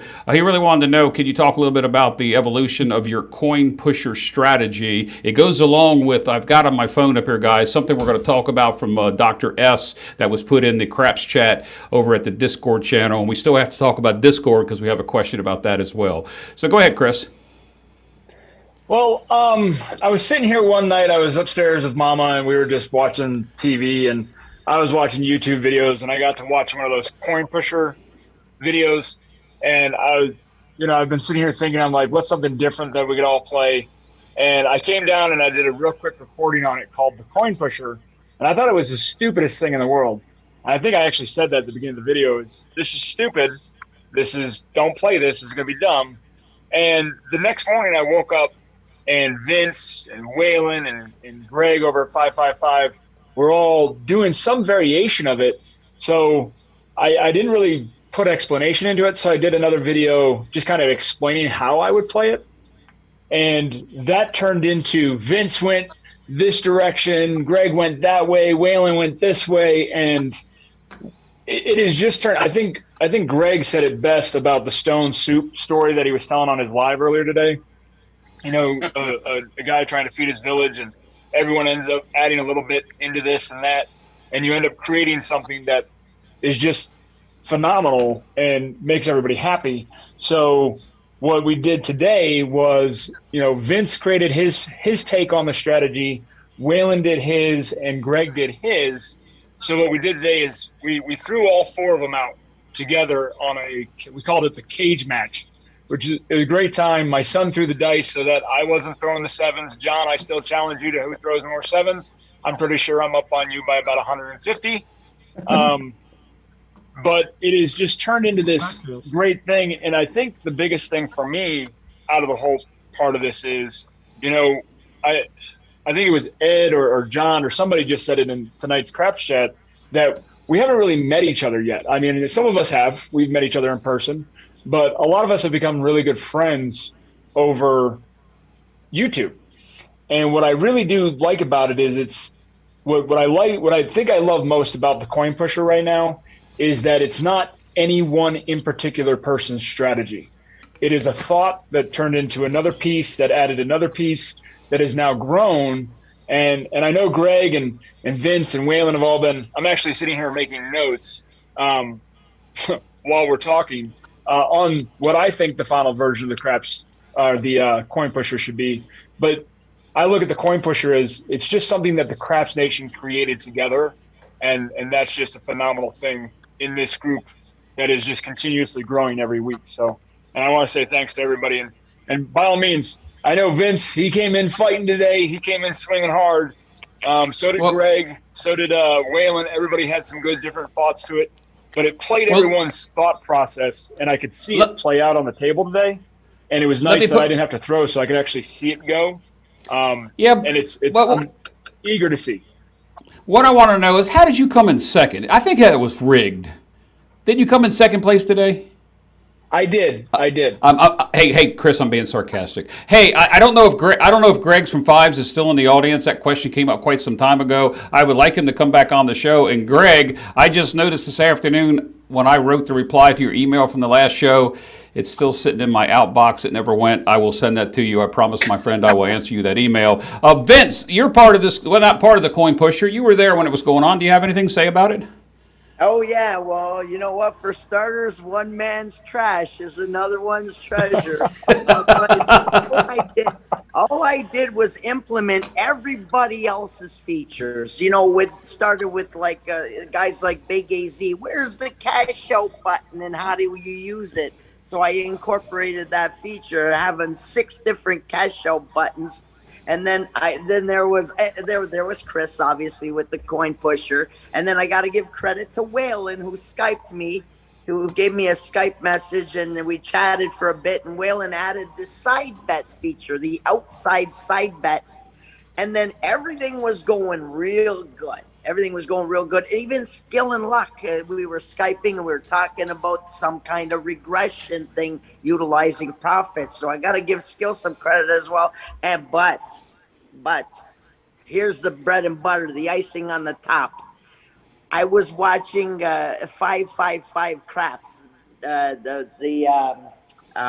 Greg from 555 Craps, and he did something, and I stole it. I had to steal it because it made that strategy finalized. It finalized the strategy. He called something like a regression. I call it a regression shuffle. And with the help of all those guys, I was able to create a strategy that people are actually using out there, and they're sending me emails daily. I just made $1,000 using your strategy. I said, this is not my strategy. It belongs to some other guy. And it's amazing that I'm getting a lot of feedback and people are making money on this. So like I said, thank you, Chris. One man's trash is another man's treasure, my friend. It's still stupid. I love you, brother. All right, let me switch back over here to get on to another question. A couple of those are real quick there. Let me go up here. Here's a question from Midmo Yo. What is the thought of a smaller glass top table with the one dealer? I guess he's probably talking about the roll to win, and we've kind of touched on this. Midmo, on the last previous shows. I've not personally played one on there, so let's take one person in the panel to just kind of just make a real quick comment. I believe he's talking about the roll to win table. Anybody want to take it? Never played it. Right. Love and hate it. I've played it a bunch, and as a player, you can make big money on that damn thing. It's so easy to roll and stop the dice on it. You control your bets. You can bet, $5.47 on the 6 if you want to. It doesn't care. You can bet, and you get paid to the penny perfectly, which is nice. I don't like the fact that there's only one, and I'm going to say dealer. It's a slot attendant who's not actually a dealer. So there's 0. It's 3 jobs eliminated. Actually, it's 4 dealer jobs eliminated because that one person's getting paid on a non-tip basis. So the conservative in me hates the fact that we got rid of 4 jobs, but the player in me likes to cash those tickets because that's a beatable game. That's my thoughts on it. Yeah, I was in Atlantic City, and hopefully, John, we'll see you in a few weeks there. We were playing at the Caesars property at the Trop, and they had one. They never had it up and running. It was the first time I actually got to look at one, and it was the first time I played Stadium Bubble Craps too. And so hopefully, maybe in a few weeks, we'll see each other there. So with that, I'm going to move on to the next question because we had covered that probably mid-mo before you came in and got there. I want to real quick go over and hit on another Fives question because I talked to it earlier, but Jim from Celtic Craps is in the audience, and I just cleared it. I just cleared it. Greg, I apologize for that. I pushed the wrong button on the screen here. But we want to talk about, Jim, you weren't here earlier. I did give your channel a little promotion that your first video came out. It's only about 8 minutes long, and if there's one thing anybody wants to go, your craps table is wonderful. I'm just impressed with the man cave there. So I want to give one more shout out to Jim over at the Celtic Craps. Guys, go watch that. It's 8 minutes, and it's 8 minutes well spent because that is the ultimate man cave that I would like to have. So I'll put that out there. Sorry, Greg, I had it up there and it didn't come. So we're gonna move on to another question here. This is going to come from Joe Ramus. Let me put this up here because I got to read it because it's hard for me to see it on the screen. This is going to come from Joe Ramus. And real quick, I'm going to give Joe a shout out. He made a comment on one of my videos before, and I know you guys get tired of seeing them because I do 4 or 5 videos in a series, and it incorporated a DC instead of a comment to DC, and I went through from Mel over at Craps Hawaii. I went through the Magic Mill, and then I went to the Black Magic, and then I went to what I was calling the Cup of Joe. And Joe and I are going to get together Tuesday night, so there's a video coming out. But this is a different question. So Joe, there I gave you your little plug. If you gentlemen go to the same casino, do you see a few of the same throwers there and learn who shoots or who throws a little more consistently and go with them on their throws? So the answer to that, I'll take it real quick, is yes, I do. I have my favorites at the local that I consistently bet on. Today I consistently betted on them, and they were off, and I was off, and I lost money. But I'm going to say yes. Let's go to my sidekick, Dylan. What do you see when you go to the same casinos? Do you see the same people? Do you bet on the ones that you know can shoot? Yes, very much so. There are local yokels at the at each casino. So you go there enough, and you're going to be part of the watering hole. So yeah, you can capitalize on it, and you'd be smart to do so. So yeah, I completely do that, and look forward to seeing some of the people that can really shoot, and it's that way. It's almost like we in St. Louis, we tip our shooters if they when they dice set and they do really well, they go good long rolls, we'll tip our shooter, as well as for besides the dealers and stuff, but we'll tip our shooters as well. I don't know how widespread that is, but we do that here in St. Louis. Real quick, I'm going to sidetrack from that for a second. I like what John just put up there. You probably can't see it, Dylan, but he says, he goes, question for Dylan, with all your travels, is Dylan a local yokel at all the casinos in every state that you stop at? We're going to get serious after this. No, because I'm not there. I'm not there. No. All right. Let me go over to Dice DGen. I've played at the parks recently, a couple months ago, and I don't know if they're all the same, but in the Philadelphia area, I assume that's where you're playing most of your craps. What do you see? Yeah, I play a lot at parks. It's like 12 minutes from my house. Good and a bad thing. But yes, I do have a certain group, let's say, of players that play around the same time pretty consistently every weekend. And I certainly will bet on them if they are shooting. They have won me more money than they've lost me. So I do that. And then I do know a couple other people within the parks, casino, dice kind of culture there. And I certainly will bet on them. I also know a few others that I will definitely bet against. They seem to never roll well, so I will do the exact opposite and bet against them. But I do have certain people that I will bet on that I do know there. That's funny. All right, well, I do that too. Well, look, Dylan has woke up from his nap. Look, I asked him a question. Now he's actually likes that answer. But I didn't want to say that, Dylan, but it's exactly the same thing. And today, when I was shooting with East Coast today, I actually bet on somebody that I knew was going to do exactly what Chris just said, and they didn't do it, and I wound up getting picked off on a couple points. So with that said, I'm going to go over to Kevin, who just happened to go ahead and take a drink as if I was queuing him up to be able to talk. Kevin, I know I'm going to get an enlightening answer from you, but when you fly, as you said last week, all the way over to Las Vegas, and you got to land, and you got to get checked in, and you go to the table, do you see some of the same people at the places you go? Yeah, like when we travel with a group with the Hawaii crap shooters, naturally, if you have Brian, you have Mark, John G, you have Chef Dice, you have all these good rollers. You have a good energy at the table, and it's just a feeling. And we know so much people from Hawaii at the local casinos, downtown especially. So it's just like we never left Hawaii. And it's a great feeling to roll and gamble with all the people that you love and respect. It's a great feeling. All right, good. Well, that wasn't quite as enlightening an answer as I expected you to give me the story like you did a week or so ago about flying there and doing all those things. Let's see, John, do you have any local yokels that you like to play with as you alluded to dialing? No. I mean, there's locals, but nobody's a thrower.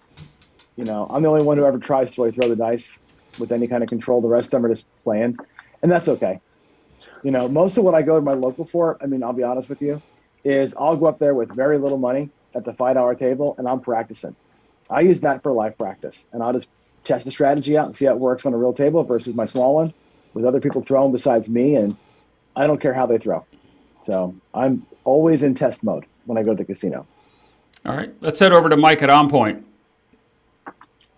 I don't go often enough to How dare you? know that there's a Bobby that goes every Thursday or something like that. But I have gone several times and seen people, you know, and recognized them and remembered them as being good shooters. And yeah, I will bet a little bit different.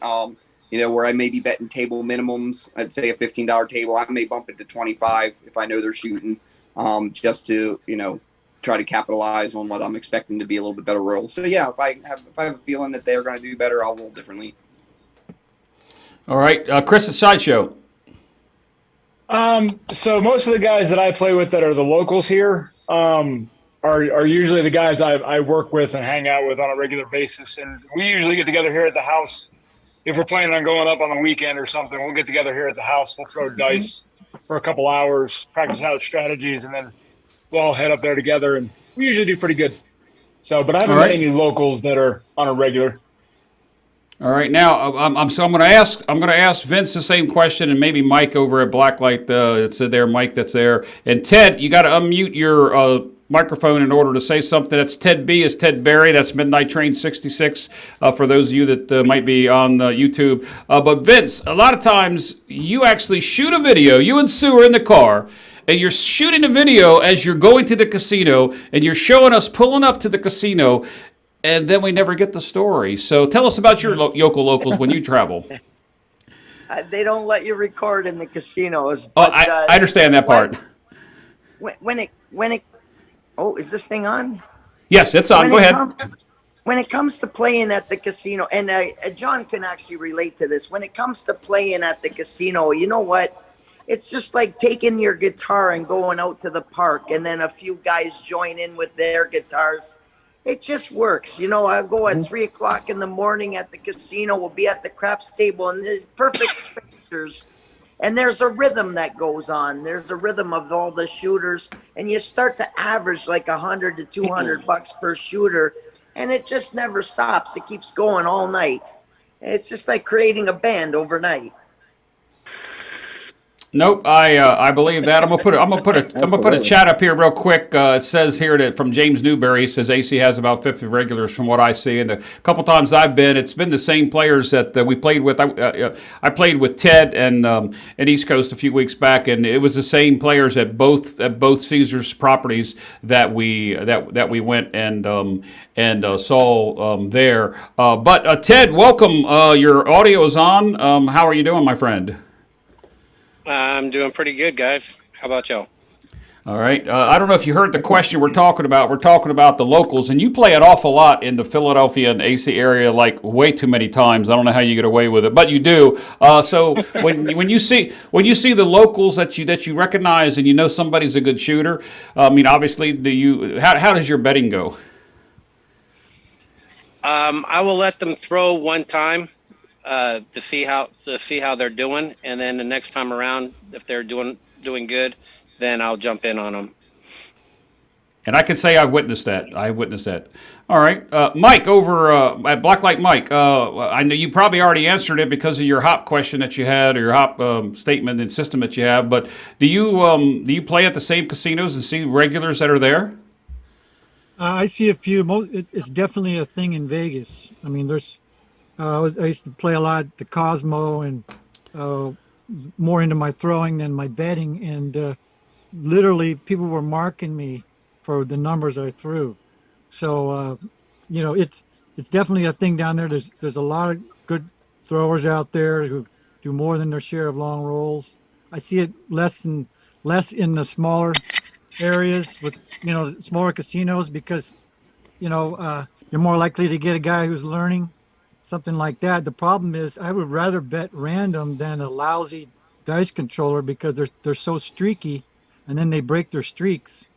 So it's hard for me to bet on a poor dice controller and win. I'd rather have bubble craps than someone who's not that good. So Don't bet on me.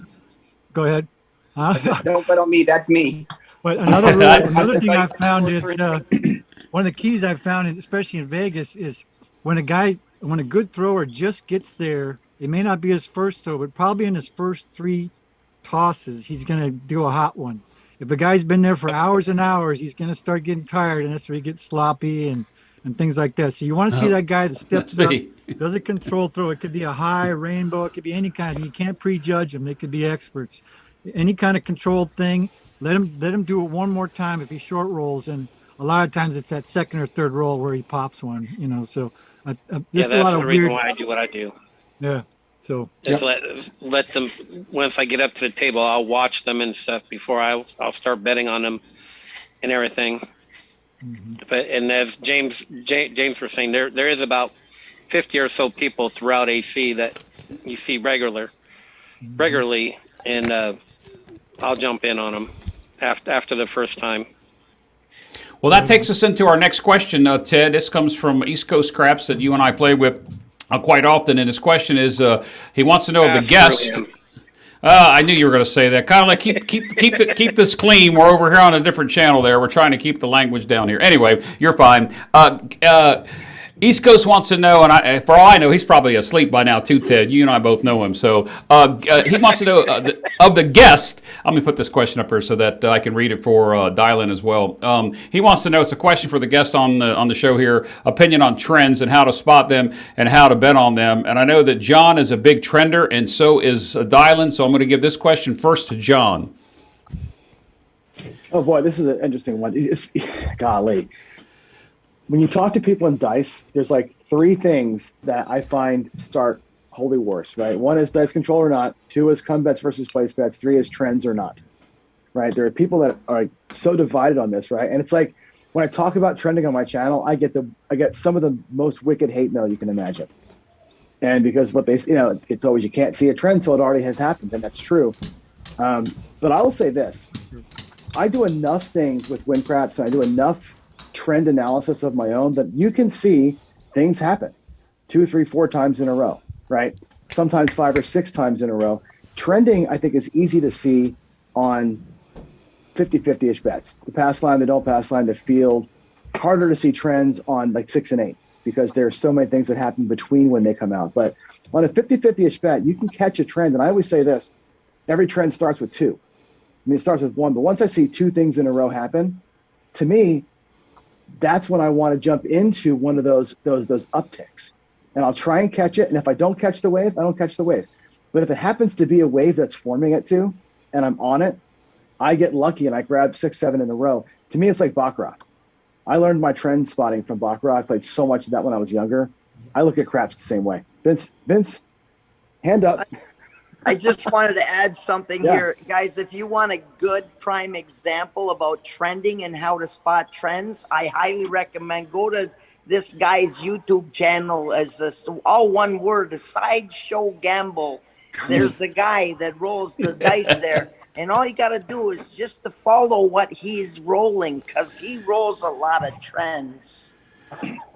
There you have it, Chris. That's a good plug for you, Chris. Good, by the way, but legitimately, go to the Craps Couple. Yes. So Chris over the Craps Couple, he does a lot of statistical analysis. And I'd like to jump in there on that real quick because I got to take off. Go for it, Mike. All those combinations trend. It's whether you have something to anchor from to actually tell. You have to anchor to something, a point out in space to actually see these trends. You have to find something to hold on to see what's rushing by you in the river. You know what I mean? So you need a reference point. We'll get into that as I explain this stuff more to you that, I found a thing to hold on to so you can see what's going on. But I would say this, try to find a craps table that doesn't have any trends. Good luck. And if you do, that's going to change. But the ones that have no trends, everybody almost loses unless you're across and the 7 isn't rolling. So trends are the rule in general, but how to spot them is a whole different thing. And we don't have enough time today, but I kind of found a way to do that. People that are better players than me will absolutely clean up doing this. So right. I got to go now, but you guys, it was great. Thank you very much. I got to take off. Okay. Thank you, Mike. I appreciate it. You're welcome back anytime. Thanks, Mike. Adios. Yep, thank you. Dylan, how about you and trends? Let's go to you. Oh, I'm sorry, Mike, did you want something? Mike at On Sure, Point. real quick. John, I don't know if you were the one who mentioned this. I don't know if you're a surfer or not. Someone actually brought up the surfing analogy and if you're out there surfing, you learn to spot trends. You learn to spot what waves look like they might be good. Now, you may be wrong, and if the wave is weak and you don't catch it, or you might think one's not going to form and it does. But once you learn to start spotting those trends, like John said, 2 or 3 rolls, you're like, oh, he's hitting inside numbers. That's going to be a good wave. Mike, you're all over it. Mike, you're all over it. And so is my buddy surfer John there. It's all over that. Now, if you look at the waves in the ocean, that's all random, right? But why do we get 3 waves at a time? There's rhythm in the random, guys. And the 3 thing, you're exactly on it. They come in 3s, and I'll tell you the rest next time. Okay? They do come in 3s. All right, let's go on to Dylan. Dylan, how about you and trends? What do you do? I believe in trends. I believe in trends. And I believe in trends where you're looking for dominant numbers or where you can capitalize on when they start showing, or you should be looking for trends that the other numbers are not showing, and you can make a mental note, and when they start to show, then you can take advantage of that as well. So there's all kind of there's different ways to skin that cat. So that's my opinion. All right. Yep. Let me go to Vince and see what he thinks about trends. I have a feeling I know what I'm going to hear, but go ahead, Vince. Tell us about trends. Well, in my time since I was 7, I've always been investing. I've always been investing, and my key word for trends is forecast. Just like John said, you can't predict the trend in the future that's already happened, but you can create a forecast on what is about to happen. Just like the Mr. Hawaii over here. I do apologize, I forgot your name. But just like he said, you see the three waves, they come in, and you see a forecast, and you see which ones to take. And forecasting, I do that with shooters. I forecast them. All right. Well, we actually have a comment in the comment text chat that I'm going to put on the screen. So I'm going to read it for Dylan because he can't see the screen. It's not that he can't see, guys. It's that his technology he's using at home. So from our good friend Rocky, he says he has to respectfully disagree. If dice influence didn't exist, they wouldn't charge or change the tops and put the diamonds at the end of the table. So if you talk about trends, I'm not sure if that question goes with the trending or not, but I kind of thought it did when I read it from a distance. But if Rocky, if you're disagreeing with us, put that in the chat again, and I'm going to go on. And Chris over at Sideshow's got his hand up, so I'm going to let him have a stab at it. Go ahead, Chris. So I've been learning from everybody over the last year. So I will say that trends are 100% a thing, and I think it doesn't matter whether I'm rhythm rolling, if I'm random rolling, or if I'm dice setting. And the reason I say that is if you watch the showdown episodes that I've been doing with different strategies, you've seen a couple nights where myself dice setting, I will do really good, and we've had some 42 plus rolls, some 37 plus rolls. But the other night during episode 14, I think it was 0.7, 0.7, 0.7 for like 48 rolls in a row. So I think the key to the trend is being able to pick up and make the decision appropriately to play what the table is telling you. Right. We were forcing it the other night, and we just stuck with the strategy because that's the showdown. That's the way it's supposed to go. But if we were actually playing at a table, I think that's when everybody at the table should jump to the dark or the light side. And but trends are a thing, and I know Greg over at 555, and I'm gonna have to disagree with Greg on this one. Is I know Greg kind of throws random, and I know other people throw, setting the dice. And I think what it comes down to is some days you're just going to, if you're a dice setter, you're going to throw really good. Other days, it doesn't matter what you seem to do, even if your mechanics are on point, you're just going to keep hitting that 7, like I've been doing for the last week. Yeah. Yes, Vince, go ahead. I was going to go to Ted, but go ahead, Vince. I just want to answer to Rocky. Rocky, you and me both. We watch Big AZ. We also play together in his tournaments, nightly tournaments. He's got a back wall. He's got a diamond back wall. He's got dice. He's got all kinds of weird stuff going on. But you know what? We both know when Big AZ rolls them 8s, he keeps rolling them. And when he keeps rolling certain numbers, he keeps rolling them. It doesn't matter what holds him back. Trends are there, my friend. All right. Ted, did you chime in there? Did you have something you wanted to say?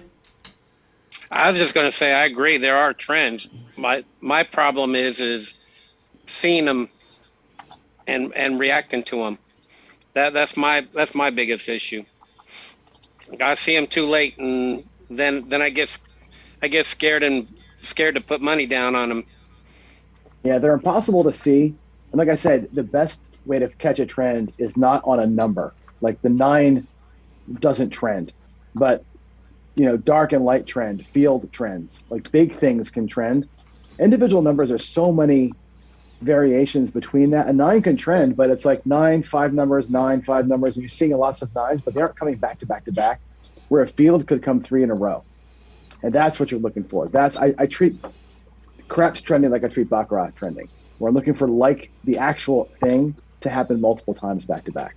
You can't catch that on a number unless you're, It was one time we went, Jeff, AC, and myself. We went to go play at one of their local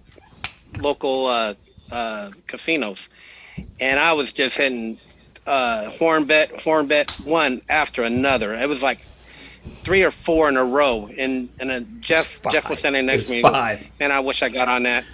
I was like, "Well, get in there." And then it was I 5. one. It's like he was like, "Dang, I should have got on that one." Well, get in there, and it was just like back to back. Well, I say it all the time in my show, and when I roll my stuff live, and as bad of a roller as I am, listen to what I say when I'm rolling. I'll say it a lot. I'm on a strategy where I'm just doing one thing, but I will say, if you're looking for such a thing, I just rolled 2 of these in a row. Keep your eye on that, and watch what happens after that. So many times it's happening. I'm like, see, we should have been on that, but I'm doing something different. So just like you got to just sometimes have a little bit of trend money aside and just fart around with it a little bit. Like have some throwaway money so you can try and catch them as part of like a side bet almost, and not make it part of your life, but make it a side bet. That could help. Vince, go ahead. Prime example, real quick. See a horn, bet a horn. Notice it. I'm gonna put. I say see a horn, hop the Reds, because I know what's coming next. Every time I throw a horn, I'm 7 out after that. I just did get robbed. Hold on one second, Chris. I just did get robbed from Square Pair. Sent me one of his collector chips, and he has that see a horn, bet a field. What Mike just said. I'm going to go to a comment from Arnell at Dice Grinders. But go ahead, Chris, before I put Arnell's comment up there. Hey, the whole panel and Jeff and Dylan and everybody in the chat. Hey, I gotta get going because I gotta get up early and go fly in the morning. So it's always been fun with you guys. Love all of you, and I'll be around. But next weekend there will be no lives for me because I'll be working all weekend. Yay for me. Hey, Chris. Thank you. Yeah. Thank you for your service. Stay safe. Agreed. Hey, stay safe. Not a problem, guys. It's fun, and I will catch you guys soon. Don't worry, there's some more videos coming out. And for Greg and Vince and Waylon, I got the strategy coming for the coin pusher. Love you guys. I'll catch you guys later. All right, be safe. Yeah, fly safe. Yeah. All right, I'm going to put this comment up here from, I think it's about the trends is what Arnell was saying. He just joined us. Arnell, if you didn't hear earlier, I actually was talking about some of the shows that are coming on regularly, and I'll show you that in a second. But Arnell puts up here that's the law of averages. No matter how many you roll, let's see, law of averages. No matter how you roll, yes, there will be long and short rolls. And I don't know that when you start looking at trends, I think, John, the weekend or the week that El Toro was on, I believe he classified a trend the same as you did, and that was 2. I didn't, you said it earlier, but I do agree with what it does start with 2. I do agree with what Arnell put in there. Anybody else want to comment on trends before we move on? What Arnell's saying here is a really important point, and I think I wish Ed was still here to corroborate what I'm about to say. But the discussion of random versus controlled shooting, I think a lot of people think controlled shooters are out there throwing 40 in a row, and that ain't what's happening. Like that's not even the goal, right? And I think I say this: a random roller and a true, throw them randomly, is as likely to throw 2 as they are 40. You see more longer rolls from random rollers than I think you do from controlled shooters. I think controlled shooters, if I was in my perfect controlled shooting zone, I would throw 8 every single time. Just every time it's 8. Then I can bet 5 and get out, right? That's, to me, perfect dice control. It's not throwing 25 and 40, right? That's a miracle when that happens. It's, let me get 8. Let me break the expected average chart all the time. That's what a dice controller is really trying to do, is just break the average by 1 or 2, but do it every single time and not try and, break the bank. I think that's a misnomer or a misconception that people have about this. And those of us that are practicing it, I can tell you this: when I practice dice control and when I first start, everybody raise your hand. I'm throwing 7s like a mother the whole time. When I first get warmed up, it's 2, 2, 2, 2 every time. When you're a bad dice controller, you're throwing more 7s than you should. That proves to me that I can do better. I tell Grace all the time, if I can do shitty, I can do good. That's how I feel about it. And I think, but it's expectations. It's not 50, it's 8. Yep, I totally agree with you. When I'm shooting, El Toro's here. Hey. Yep, I was getting ready to say that. What I say, John, in regards to me shooting, if I get above the 9 to 11, I'm happy. To me, if I'm trying to set the dice, I'm at 9 to 11. I'm actually happy. El Toro, welcome. We just did mention you just a minute ago. Don't know if you heard that. We were talking about trends and something you said a few weeks ago. Feel free, my friend, to jump down into the description and jump on the Zoom and come on with us if you'd like to. We always welcome your input, and we would welcome you back to the show. So, anybody else on here have anything they'd like to say about trends before we move on to the next topic? Maybe El Toro will jump on with us. There's no such thing as trends. They're a joke. I can't even believe we're having this conversation. Hold it. Wait a minute. In 2 of your recent videos, Mike, you actually said, does that qualify as a trend? Right. Yep. So, Get the look. Yeah. Vince, did you have something that you had your hand up again before we move on to the next subject? I was just resting my head. I'm sorry. That's okay. All right, no problem. All right, Chris from Dice Degen, did you want to say anything about trends and then give Kevin a trend, or maybe I already have? But either one of you? Yeah, sure. I do tend to recognize trends or bet them if they are there, especially with the see a horn, bet a horn. But I do like Mike from One Point's idea of see a horn, bet a field, since your horns are in the field. I do like that. I was actually rolling it out the other day, and it worked out well. And I kind of like in your video how you kind of pointed out, how many actually hit afterwards. And I kind of did that on the side myself, and I did like it when I was doing it. So might have to try that. And also want to emphasize John's point with the whole thing with dice setting and dice influencing, and I mentioned it in one of my videos with dice control and stuff, is I look to hit enough numbers consistently that get me regress down to where I'm playing with profit from that roll, and then look for a couple more hits and get to that 8 to 12 sweet spot or something like that and be consistent there. Obviously the 0.7 can come. I did it live on a video before, but if you consistently get in that range where you're regressing down, you're making some profit, things like that. I think that's, more important than considering people who are dice influencers getting on these 30 plus rolls. Those are super uncommon. If you sit at a casino, you could sit there for hours waiting for a 30 plus roll. I'm not going to say I haven't done it because I have, but you know, it's not common at all. The 0.7 is way more common than a 30 plus roll, even 20 plus roll. You won't see them that often at the casino, but if you can get on that 8 to 10, 12 range, make your profit on your strategy, you're doing well. All right, Kevin, did you have any? 10 rolls. Yeah. Wait 1 second, Vince. Kevin, did you have anything on trends? I thought I saw you kind of start to talk at one point. Yeah, like Mike and John said, you know, since I live in Hawaii, we use the surfer analogy. But in Hawaii, we do a lot with high tide and low tide. There's peaks and valleys. So you got to jump on the table when there's a high tide crescendoing up and catch the high tide going up.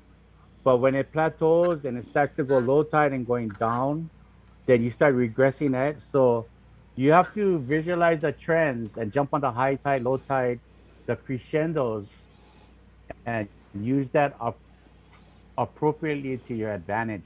The high tide, low tide, you know, just all right, Vince. I'm sorry. Go ahead, Chris. I'm not sure who. Okay. All right, Vince, you had your hand up. Yeah, I just had an error correction there. The message is for Dice. I just dropped off the damn Dice Degen or something. Yeah, Chris, the Dice Degen, yes. Dice Degen, my friend. Chris, you just said you got to get corrected on this. You just said a key word, play with profits. I just heard you say that. Don't do it. Don't do it. Don't do it, man. Don't play with your profits. You play with your bankroll and put your profits in your wife's purse. Is this thing on? Is it? Yes, it is on. Vince, but let me ask you something. Yeah, Vince, let me ask you something. Now, Sue goes with you all the time. Does she make you put the profits in her purse, or do you put them in there voluntarily? I'm being sarcastic. It started with her damn pouch. She used to have this sweater with a stupid pouch, and you know we learned naturally. She used to hide the quarters all the time. She used to hide the green chips all the time. And it occurred to me, you know, that's why 99.9% of the casinos in Vegas are so big, is because they rely on people that say, hey, let's put our money away and we'll play with the profits. And it's okay. It's only profits. You hear it all the time. It just becomes a Vegas story. I think John from ProCrap should do a whole episode on that. Well, there you go, John. There's another topic for 6 months out because you for me, right? Yeah. Yes, it is. Love it. Hey, we're gonna end the trend topic here. I'm gonna put a comment up from our good friend Jay, and we'll end it here. And I'm not sure if this was about the trends, but let me put that up there. Let me read it for Dylan. He just says that all bets stand alone, discrete, distinct. What is the experience as a trend are local fluctuations about the standard deviations? Enjoy them if you can. It's all grist for the mathematical model. Now, I know some of us out there like the math. Real quick, we'll wind up here. I know Vince is probably chiming to go here, but I think Jay's portion about the trends is gives us a different look from each one of our opinions. I mean, we all have an opinion, and we're here to talk about them. Sure. Anybody got a comment? I mean, the thing is, he's right and he's also wrong. Right? The way that math works is, especially over time, you're going to have 5 wins in a row, 3 losses in a row, 1 win, 4 losses, and you're at 6-6 when it's all said and done, right? That's how that works. It doesn't go win, loss, back and forth for eternity. You have 6 in a row, 5 in a row, 4 in a row, 3 in a row, and then you have a little bit of chop. Trending is catching one of those up or down streaks and betting it appropriately when it happens. And doing it early. You're not always going to catch it, but the world doesn't work in this even keel kind of a way. And I think that's what the math people always say, well, there is no such thing, it always evens out. It does always even out, but you watch enough rolls, and Vince, I know, has done the same thing I have. You look at computer models and you can see big, it's jagged. The trend graph is jagged. That's life. So Yeah. I believe that's where you make your money, is by betting the trend correctly, either heavy or light. If you're in a down streak, you bet lighter until it turns your favor. But it doesn't just go back and forth all the time. And if it did, then I would bet the ladder all day long. I'd be Dale and Bearing it forever, because you're going to win one and you're going to profit one chip every single time. But it doesn't work that way. So that's John, the way I see it.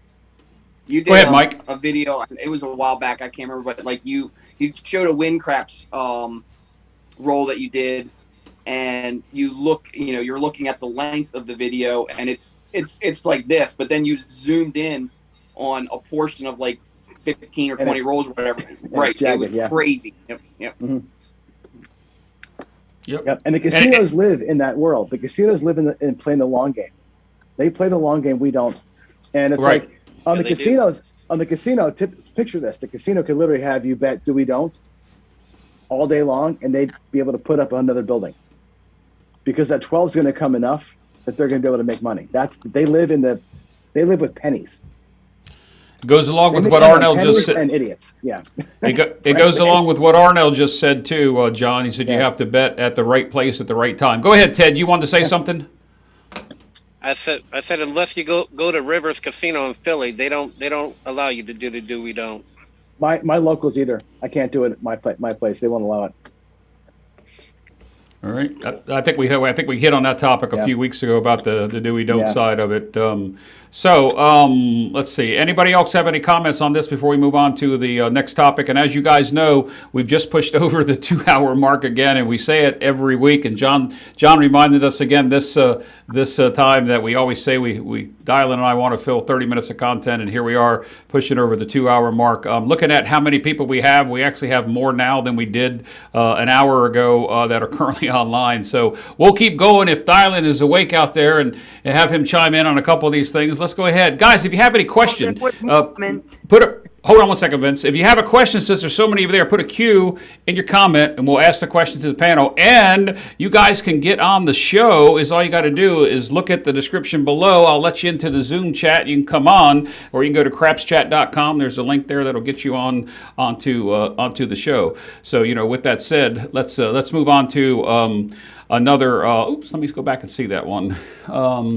Here's something from Old School that I think may go along with this topic as well, and that is he agrees with the DGE that math don't lie in the law of probability. I'm a math person. I believe in the theoretically portion of the math, and I think in one of Mike at On Point's videos maybe a week or so ago, he put in there, he talked about, there's 36 rolls, there's so many probabilities, and there's so many odds that come up. And I think when you're a math person, and maybe Vince might not agree with me with this, you got to kind of separate, okay, the math is the math, but why are we seeing what we're seeing? And I think that, that's sort of what the Old School crap's there. I think that goes along with that. Did somebody have a comment about that before we move on? All right, let's go over here to the queue and see what the questions is. Let's see. We're going to switch just a second, John, talk tech real quick. So if you could answer, because he's still here, Dice Emotions question. He wants to know about the Discord. So this question is going to be for John. Can someone talk about the Discord is, and how does one get hooked up on it? Sure. Discord's easy. Can I share my screen? Actually, I can probably show you real quick. Sure. Yeah, you can share the screen. And while John's doing that, you have it disabled. Can you enable screen sharing? I do. Yeah, you're going to have to give me a second. But in the meantime, John, do you still have the casinogaming.tv pointing to the Discord? Yeah. Let me see if I can. Casinogaming.tv. Yeah, casinogaming.tv points to our Discord channel. When you get there, it'll prompt you to sign up and create an account. I'll show you what it looks like here in a second. Let's see. Still disabled. That's all right. Nope, I'm trying to share the screen, John. I just don't want to screw up the content here. Let's see. All right, now try it. Your screen sharing. You can have. Can you allow me to screen share? Yeah, I thought I could. Give me 1 second. Now I've done messed up. See what I did? Let's see, screen share. Oh, I see what I did there. Yeah, keep talking about it, John, while I All right. Well, anyway, what Discord is a way to kind of chat with everybody live all day long. If you use any kind of a chat app in your past, or a lot of folks will use a thing called Slack at their work. Discord is another version of that, where we have rooms, virtual chat rooms, where you can just kind of type like this chat we're having here, but it stays live all day long. So during the day, we can all kind of see each other's messages and be be able to talk back and forth in real time. So go ahead and try it now. now. Go ahead and try it now, John. Hey, Yeah, try it. Just See if it. it. I got it. Yeah, go ahead. Take the screen. one. Take the wheels. Sweet. All right, you got it. There we are. So if you go to, I'm not seeing it. Casino. But I'm not. I didn't hit it yet. Yeah. All right. Is the room seeing the share? They should be seeing it. I'm going to do one thing on my end. It may have messed up on my end. Just give me 1 second. Okay. It's all a black screen. I think we're just seeing Jeff's video on mine. That black square in the middle should become my screen share in a minute. Yeah, it should be. Just give me 1 second, guys. This is a technical glitch no here. That is not what I want to do either. It figures that we get to this point, and Jeff is at a loss. That's why we need people like John here. John, I am not seeing the ability to change that. It's not that big a deal, but you were sharing your screens. We can have you walk through it. Actually, if you want to open Discord up, I can walk you through it. I've got to get you back to to be. There I've got to get you back I'm seeing your screen. Yep. Yeah, but you're seeing my screen. But keep talking, guys, because why work through this? Anyway. I've actually keep talking. Anyway, it's easy. I'll put it in chat too. You can go to this URL, casinogaming.tv. Click that link, and in that page, you can sign up for the Discord. It's just a chat room, so you can talk to us. I'm in Discord all day long, so I answer questions if you have ideas for the show, for Jeff's show, for any of our shows, really. And because we're expanding, Casino Gaming TV is going to be more shows. And in fact, El Toro and I are going to do a little bit of a show together. We got a lot of things planned.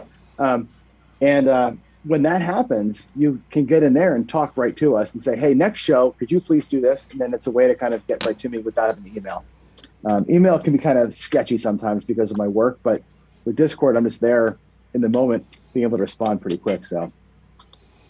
All right. Well, we still can't see it, Jeff. So it's okay. We can move on. No, I'm trying to get you guys back, and I am failing at that. So, no, I mean we're still here in the NDI connection because we can still hear you. It's just that I've got to figure out which one of these I need to pull up, and it is not working on my end. So let's see what's happening here. Sorry, guys. I apologize for the inconvenience. No worries. This is technology at its worst, I suppose you could say. John, can you hear me? Yeah, yes. I got you just fine. John, I wanted to mention something. I know Discord is a new thing, but way back this was back in 1989. I was always chatting in groups, Pal Talk. I'm not sure if you're familiar with Pal Talk. Everything's Pal Talk. I did a lot with CompuServe groups. I did a lot with IRC back in the day. I was a big player in IRC in the early days of it because I did so much pair coding over that. That was my number one thing back then, and I did a lot of news groups as well, but not Pal Talk. No. All right. I was just I was thinking BBS's. 500 million people there. Oh my God. Did you ever do the dial-up bulletin board systems, Vince? I'm sure you did. So you never did the dial-up? Oh my God. Swear I didn't know. I never even heard of a 14.4 modem. I've never heard of it. Oh my goodness. I was at the 2600 baud days, so I'm an old timer for sure.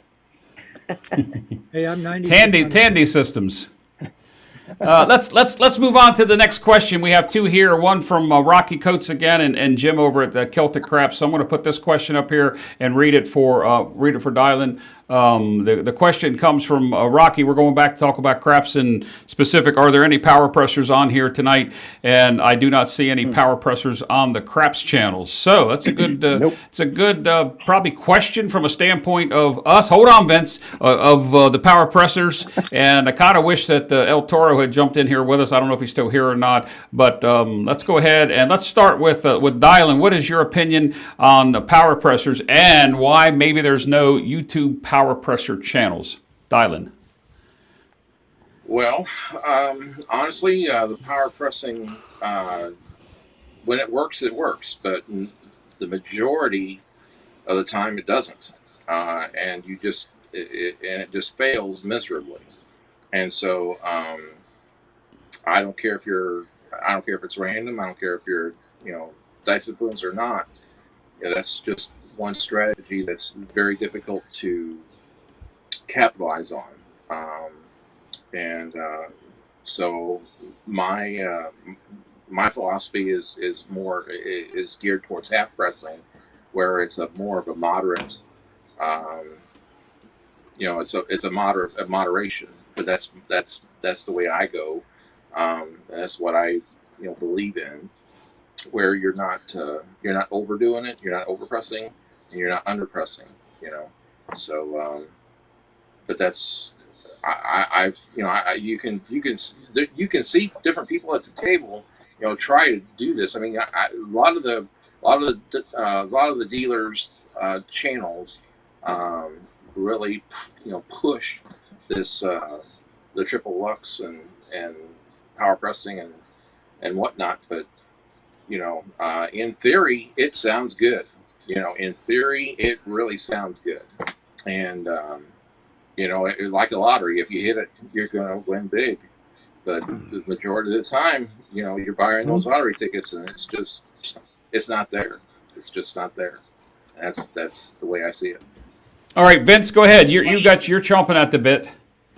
I just want to say to Rocky, power pressing is a lot like a PC is as compared to a Mac. Basically, it's a different language. It's a different language altogether, because you got the grinding, you got the hybrid pressing, you got all that kind of stuff. When it comes to power pressing, it's a whole new language. It's basically you lose one day, you lose another day, you win one day, but that one day that you win pays for the next week of gambling. That's basically the standard language in power pressing. If you want more information on any kind of power pressing, there is a couple of dealers that you can chat with. I'm not sure if you've ever been or visited the Sin City Living Craps channel. They are dealers that work in the high roller lounges, and they share a lot of stories for power presses and power pressers and power pressing strategies. And so does CGE. Same thing. That's what I was alluding to. The dealer channels that are strong right now, they see trends and stuff, or they see a bigger picture because they're there longer at the tables, and so their tolerance for Mickey Mouse and ducking and covering and boxing and going back and forth, they're not into that. They want to get in, they want to get out immediately, and it's all pedal to the metal. You strap a rocket on and you either go or you explode. There's no middle. The dealers ground. Though, if you talk to a dealer in person, so we've got a guy, Dice Jedi, you've all seen him. He's going to be coming, he's going to do a show on CGTV, a dealer show. And I've talked to him about this, and he's like, he deals 5 nights a week. He sees a 60-minute roll once every couple of days in 8-hour shifts. Like, they just don't happen that often, but dealers see them on the regular. He says, I see a couple of those a week, maybe 2 or 3 a week. Like, that's great. And he's like, yeah, those guys make a fortune. But they also come in, and he works at a local casino in Vegas, and they come in every single day. And like you said, they're burning paychecks until the one day. And yeah, you lose 1,000, lose 1,000, lose 1,000, win 20,000, and then lose that whole 20 trying to catch it again. It's more than to me, power pressing. It's the only time you play that way is if you're looking for a home run and you have money to burn. Looking for a home run. Me, my dream. I told you my dream, right? I would like to make $500 a day gambling and be a dealer, right? And just enjoy the game all day long. To me, to do that, you can't power press. You've got to have a strategy you can play every day that wins more often than it loses. I don't want to be out there trying to, drop paychecks on things. I don't have that kind of cash, and I don't want to take that kind of risk. John, if you look at what Brian Go ahead. I'm sorry. I didn't mean to cut you off. If you look at what Brian just put on there from Hawaiian Crap Shooters, he's saying he's going on to what John mentioned. Rolling 8 and above is considered a good roller, but a power presser will need shooters who can throw double digits and get the 7 roll ratio so that it's way up there. So good point, Brian. I wish you'd come on and join us sometime here. We'd welcome you. The description's in below. We're still going strong. 2 hours and 20 minutes into the show. I'm not sure how much more we got to go. Vince, did you have another comment? I just wanted to get a message to Rocky. Take some notes. Power pressing is a whole new ball game. If you want to experience power pressing, just grab yourself a nice Pinot Grigio and walk into the VIP lounge. Take some notes. There's no such thing as the same bet. There's no such thing as hedging. There's no such thing as hybrid play. There's no such a thing. It's basically you put $100 on a number and you flip it right to max bet. All right, let me go to. All right, hurry up, Mike. I'm sorry, I was going to go to Ted and the other Chris. Go ahead. From my experience, the casinos are most afraid of the power pressers. I talk to a lot of dealers because I play at 4 in the morning when nobody else is there, and to see a couple of long rolls or a 2-hour roll every other day, that's enough for me. Okay, a 2-hour roll. But what I do is if I get a guy's going past 20, I'm going full press. I press and collect up to 20. If it's over 20, I'm going full press to table max. That's what I do. So that's smart because you got money back though. It's when you go power press from the first hit that it's a problem. That's not. I think. Great. Yeah. Win your money first.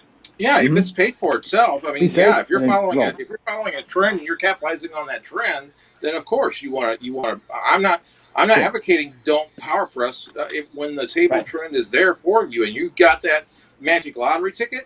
Then go for it. There's no problem with that. I got no problem. The skill 66 is a power press. Right? The skill 66 is a power press. Yeah. You are adding $1 to your first win. It technically is a power press, but you're back down, and then from there you power press all day long. That's fine. You have profit. You're good. I've done parlaying the same number. I don't spread them when I hit the number. I just keep stacking it. I've done much better that way. Let me put this comment up here from El Toro, who just chimed in here. He is still here. He's in the audience. He's welcome to come on. But El Toro says he's still here. He says, in my experience, that after I've regressed, power pressing works only if the long rolls shows up or you pull your profits at the same time. If you rely on the straight power press, you lose. I think that seems to be the consensus of most of the panel. Everybody's shaking their head except for Vince. And I'm going to switch over from that. I appreciate that, El Toro. Ted, you play an awful lot, and I know that you watch the players at the table. What do you think when you see, or do you see very much of the power pressing? Then I'm going to go to Chris at Dice Degen. Actually, I don't see a lot of power pressing. I see a lot of same bet or half bet up. Or a half press up, and like Mike was saying, on the individual. So if it's 6 hits, then he half press up the 6 and keeps on going. I tend to go up to I'll spread out, and then I'll boost my inside up to like 110 inside, and then I'll grab 100 from there, and then I'll start stacking up higher and pressing that way. That way I get my money back too. So I play with profit, Vince. Okay. All right. Chris over. Chris over at Dice Degen. What about power pressing? Any comments? Yeah, I mean, I see people do it at the table. I think one of the reasons too why you don't see it a lot on YouTube is kind of going off what Vince said in the chat, because I know Vince addressed it when the question was asked. Is the YouTube audience? We're not trying to push power pressing for the most part. So you won't see it a whole lot on like our channels, for example. You will see it on dealer channels and stuff. But yeah, I do see it at the casino. I personally don't power press. I tend to more half press, things like that. Depending again on table trends, things like that. But I'm not really a fan of power pressing. I've done it once and got burned badly, so I don't really do it again. But if you are playing in a certain table, like, Vince is talking about with like the high rollers where they're pressing and things like that, where, technically should have better shooters, I guess, or they have more controlled shooters. I could see it working, but for the common player at like a common table, it burns your bankroll very, very quickly. All right, Ted, you got your. And I'd like to ask all your alls a question or your opinion on this. I've talked to Greg at 555 about this a number of times. As a content provider, and since we all pretty much are, I feel a responsibility. Like, I'm not out here trying to tell y'all, hey, here's a way to make $1 million, and this is never going to fail. And I'm not going to try and tell you how to spend your money.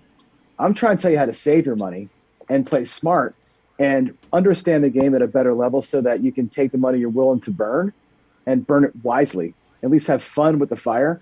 But that I'd feel terrible if I was pushing power pressing and all this stuff. And I'm getting emails from people, not like Vince is getting emails saying I won $1,000, but people saying, screw you, John, I just burned $2,000 on your strategy. I don't want that, and even though it's a way to win 20,000, I just in good conscience could never teach that.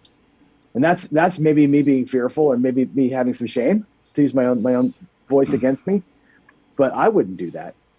Well, you see what Arnell puts up there, John. Arnell puts up there, Arnell puts up there, you have to be confident in your throw when power pressing, and that. So he's power pressing on himself and nobody else. So that is the way it goes. To Midmo Yo, we've answered your question about the new glass tables, good or not. Everybody likes to play on them, but nobody really likes them because they hurt the player and they hurt the casino. I didn't mean to sound sarcastic or condescending there, but we talked about that a little while ago when you asked it, and we talked about it a few weeks ago. I'd be glad to talk about it offline. If you want to give me an email or trade phone numbers, we can talk about it. So anybody else? Let me go to Kevin. Kevin, power pressing. You fly all the way from Hawaii. 1 second, Vince. You fly all the way from Hawaii. Are you a power presser? Well, I get really nervous when somebody power presses. When I'm rolling the dice, they go from 150 to 200-300 on the 6 and 8. I'm really pressured out to perform because I don't want all my friends to lose all that money. But when you see 300 on the 6 and 8, 150 on the 5 and 9. Brian just came back from Vegas. He said when he was rolling, they had this guy had 1,600 on the 6 and 8, 900 on the 5 and 9. There's a lot of money on the table. Yes, you can make a lot of money, but when the 7 out comes, there's thousands and thousands of dollars on that table that you could have had back in your rack. So take it with a grain of salt. Power pressing is good. You can make a lot of money, but you can lose a lot of money. So leave it as that. Everybody is adult over 21 years old and they can make their own decisions. So if they want to power press, go ahead, but just play within your means. Play with what you're comfortable and play within your bankroll. And excellent bet excellent advice bet there, wisely. Kevin. Yep. Bet wisely. Thank you. Vince, you had your hand up. Go ahead. Yeah, Kevin, first of all, it's all about the tips, my friend. Never feel bad. If they got 50,000 on that table, don't feel bad because when you make their number, they're going to throw you $1,000 chip right there. Don't worry about that. But anyway, I love it when the black chips are just flying your way. I do it too. What's your chips doing in my rack? But I want to share, for those that are interested in power pressing, I do many, many strategies on power pressing, and I will share one that's an introductory to power pressing. It's all over YouTube. Simply start with $30 on the 6 or $30 on the 8. After one hit, drop $1 and go to 66. And after a second hit, drop $7 and go to $150. And there's your introduction to power pressing, turning $38 into a $150 bet after just a few rolls. And then build up there. Vince, that big chart you have in the back, the ROI and all of that? Yeah. I would love to get a copy of that because that'd be a good reference. So, hey, I got this, what to do. That's a very good piece of information to have. All right, let me go on. let me go on. Ted's had his hand up for a while. I appreciate that, Mike, helping me moderate here. I appreciate that a lot from On Point. Ted, did you have something you wanted to say? Yeah, I was just going to say that a lot of content providers, we play to what we assume our audience is. And most of our audience is going to be the $500 or maybe up to $1,000 buy-in and stuff like that. So we try to stay within that realm of that scheme of things. Usually, if you're going to be a power presser and stuff like that, you're coming in with a load of money because you're going to be spending a lot more. Okay. All right. Anybody else on the power pressing before we move on? And thank you, Amid Mo. This is Mike. I would say that if you want to be a power presser and hit a jackpot, like a lot of the people in there on those slot machines are just looking for jackpots. That's kind of how you can play. And if you start off with that 18 on 6 and 8, you press up from 18, you bring your $500 with you, you might just hit a 35 roll and make some bank. So it's not that bad if you start with 18 on 6 and 8. All right. El Toro actually makes a very good point here. I'm going to put it up on the screen so that Madali can see it. He's going to say it means nothing if you leave it all on the table. And I think yeah, I was just thinking that.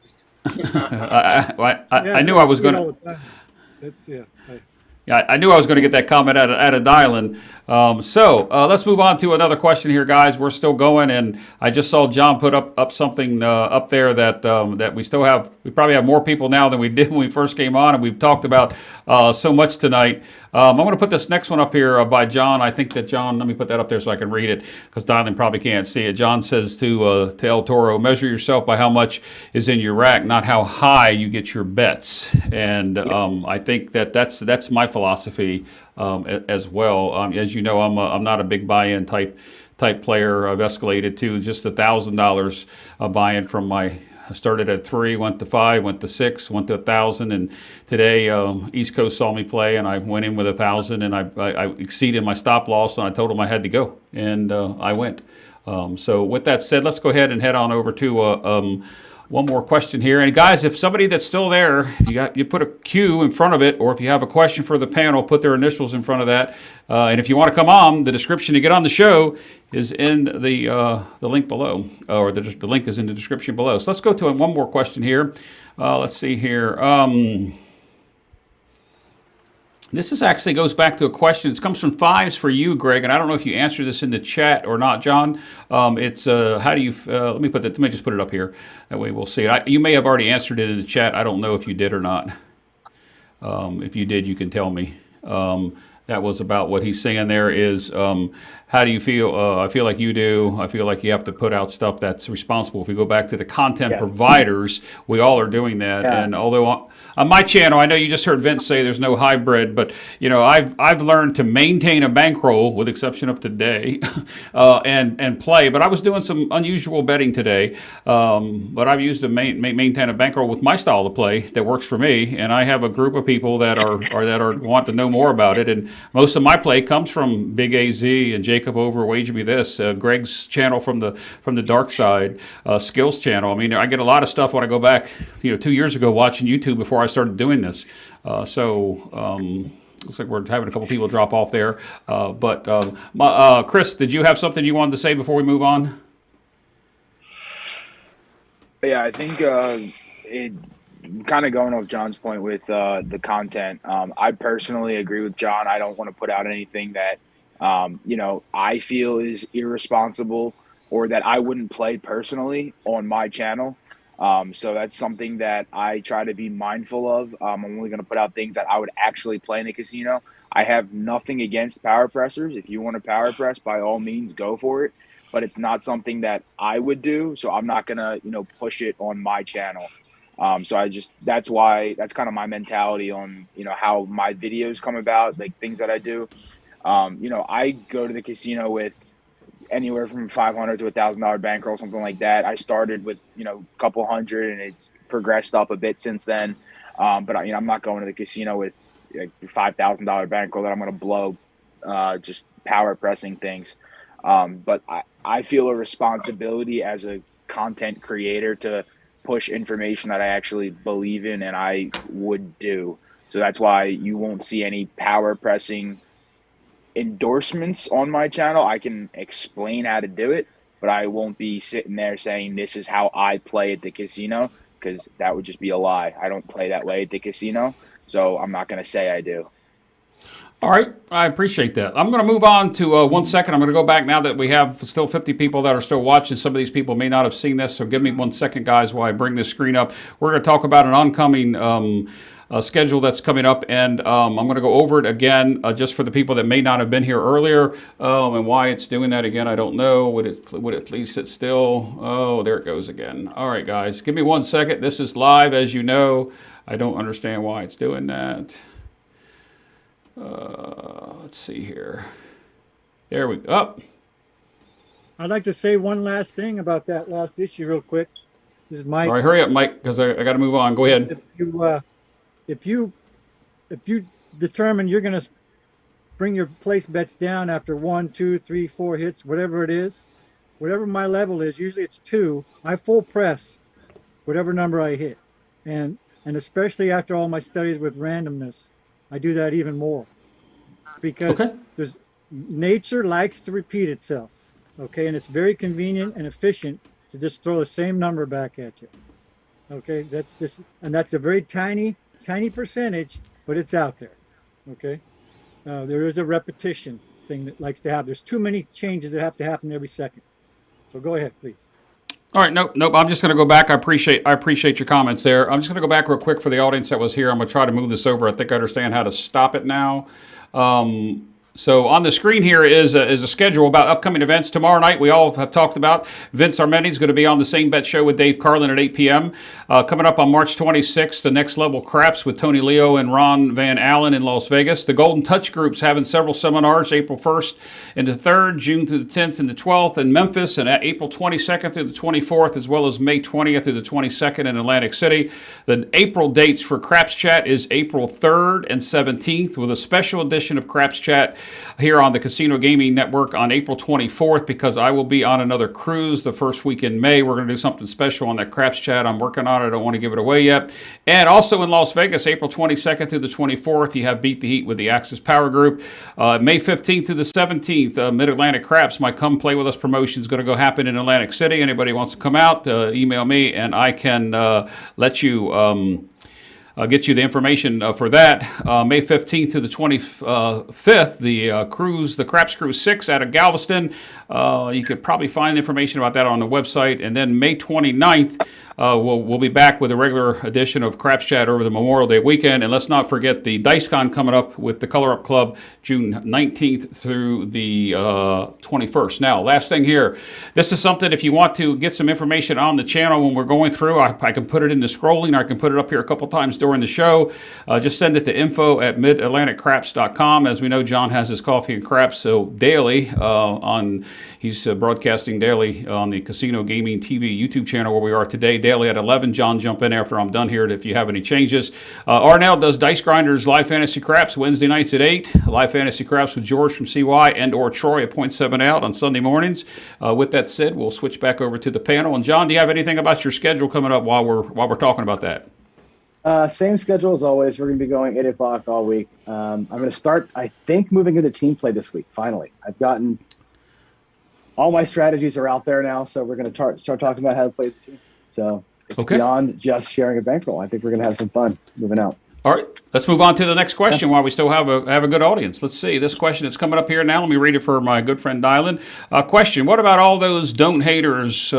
We're all trying to beat the casino every time I play the DP strategy. The people at the table seem to turn on me, and why? And I am a truly nice guy. Well, I can tell you guys, I'm a don't player. I'm a dark side player. I have no reaction. I celebrate with them when they celebrate, and I don't celebrate when I win. I had a gentleman today, I was playing my Ray Mel strategy today, and I actually got pushed. I had 5 place bets on the DC with 5 come bets with odds, and when the hand was over with, I got pushed back $250, and the guy to the left of me said, "How did you do that?" Yeah, I don't celebrate with them. I know John's a dark side player,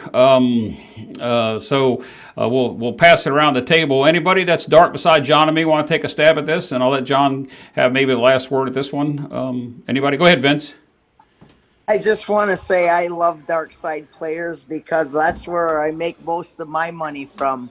I play nothing, but I play 100% light side. But what I do is I notice there's a lot of YouTubers that come in and hang out with us at the casino. But what happens is when I spot a dark side shooter, or sorry, a dark side player, I actually book their bet.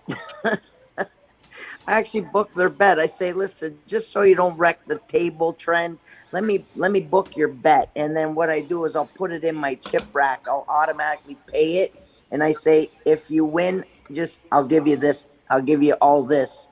And yeah, I love dark side players. I like DP players too. It's beautiful.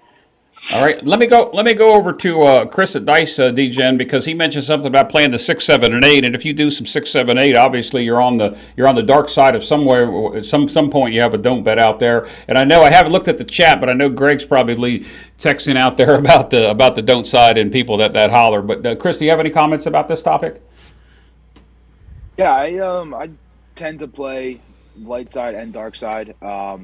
And when I do play the dark side, I'm still trying to maximize the light side a bit, so I can kind of cash in on both, hopefully. So I will play like a 6, 7, 8, or my own dark side strategy that I play bets the inside numbers. And then after a couple hits, I take those down and then I switch to the dark side, knowing that 7 is eventually coming. So I try to lock up from profit with the inside numbers there, take it down. As Vince would say, put that in Sue's purse. I don't have a wife, so I'll put it in my girlfriend's purse going forward, and then keep it on going with the dark side. All right, let's see. Dylan, your dark side play. I know you don't specifically play from the don't a lot, but you do a lot of lays on the 5 and the 9 on the come out. Right. What I do that, yes. But to answer his specific question, what I feel is the honest truth is that the reason he's getting grief is because those players are, well, of course, the right side players or light side players, but they're not really. I think we're in an evolution, in a learning process where we're being wiser with our bets. And when you become wiser with your bets and your playing, then you become open to the dark side, where you can, and it opens up a new hedge world. It opens up more options, and when you have more options, you can do more things, and you can play wiser. Okay, and so those haters, those light side quote unquote haters, are just potential.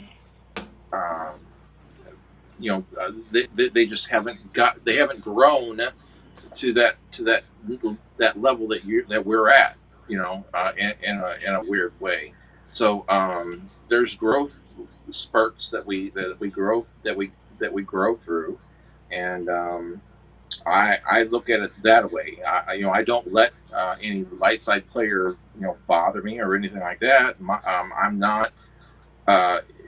They fully don't understand that a dark player is really not against light. We're all betting. It's a casino bet. We're betting against a casino, so it's not. My bet has nothing to do with theirs, and theirs has nothing to do with mine. It's just, do I think that shooter is going to do X, Y, Z? Or do I think they're going to make the point? Yes or no? And there's nothing. And the other person has nothing to do with with me, and I really have nothing to do with them. They're making the same decision on what I'm thinking about on the point. It's a decision. So there's no shame. There's no. They're just not. They haven't grown enough and learned enough. How do I say this? their knowledge hasn't grown enough or expanded enough to incorporate something that they have to be able to expand their mind, you know, and it's just a matter of, you know, being wise and playing wisely, and you'll find different, you know, you'll grow. It's just a matter of growth, and that's what I think about that. All right, let's go over to John. I'll get you right up, Mike. Let me go ahead and let John talk. He's a dark side player. How do you react? how do you react to the reaction of what the question was? Well, all of it. I mean, geez, we can talk about this forever, but I think nobody at a roulette table gets in a fist fight if I'm on red and you're on black, right? And there's no difference. Right, I'm betting that the seven's going to come now. You're betting that it's going to come on the come out roll. There's no difference at all. It isn't poker where I'm taking your money, Vince. Right, like on a regular roll, I'm not against the right side player, nor I feel the right side player is against me, because I don't get your actual money. We're just trying to take casino money, and just a matter of at what point do you think the seven's going to show? Like, if I'm on the don't pass and you're on the pass, and the seven comes, I'm not mad at you because I lost my bet, right? I think it's going to come later, right, than you do. And it's really, I always say this, if you could place the seven like a six and press it as you go, you would do it 100% of the time because it's the easiest number to roll. And we can't do that. You're stuck having to choose a side of the fence, I think, which kind of sucks because it puts this weird kind of spotlight on you. But to me, it's the same thing as in Baccarat. I don't get mad when the player wins if I'm on bank, and those players that all chose to play bank every time or whatever. To me, it doesn't matter. It's just a matter of somebody, as long as somebody's taking money, I don't give a shit. And that's kind of how I look at it. As long as somebody's getting money off that table, I don't care. Now, I don't point and laugh when I win, right? But I am happy when I win, and I'll fist bump myself. When I got $100 in the don't and a bunch of odds out there, which I do sometimes, and it wins, fuck yeah, I'm happy. I think that's great. You know, now I'm not going to make fun of you. Great. Right? I would never do that. But I'm happy about it for sure. And I'm also, if I'm just on the don't and somebody goes off on a long roll, I'm high-fiving everybody around me because they're winning money. I'm stoked that they're all taking casino money all day long. Just save me the last one. Take all the money. Like, have that. Put the coin pusher all day long, like it was today. Chris rolled 27 times today, I think, without a seven or whatever the hell it was. All day. Take their money all day long. Just save me the seven. Just save one for me, and I'm happy. And I think that's how it has to be. I don't think that most of us here in this room in the chat that play dark side aren't jerks about it.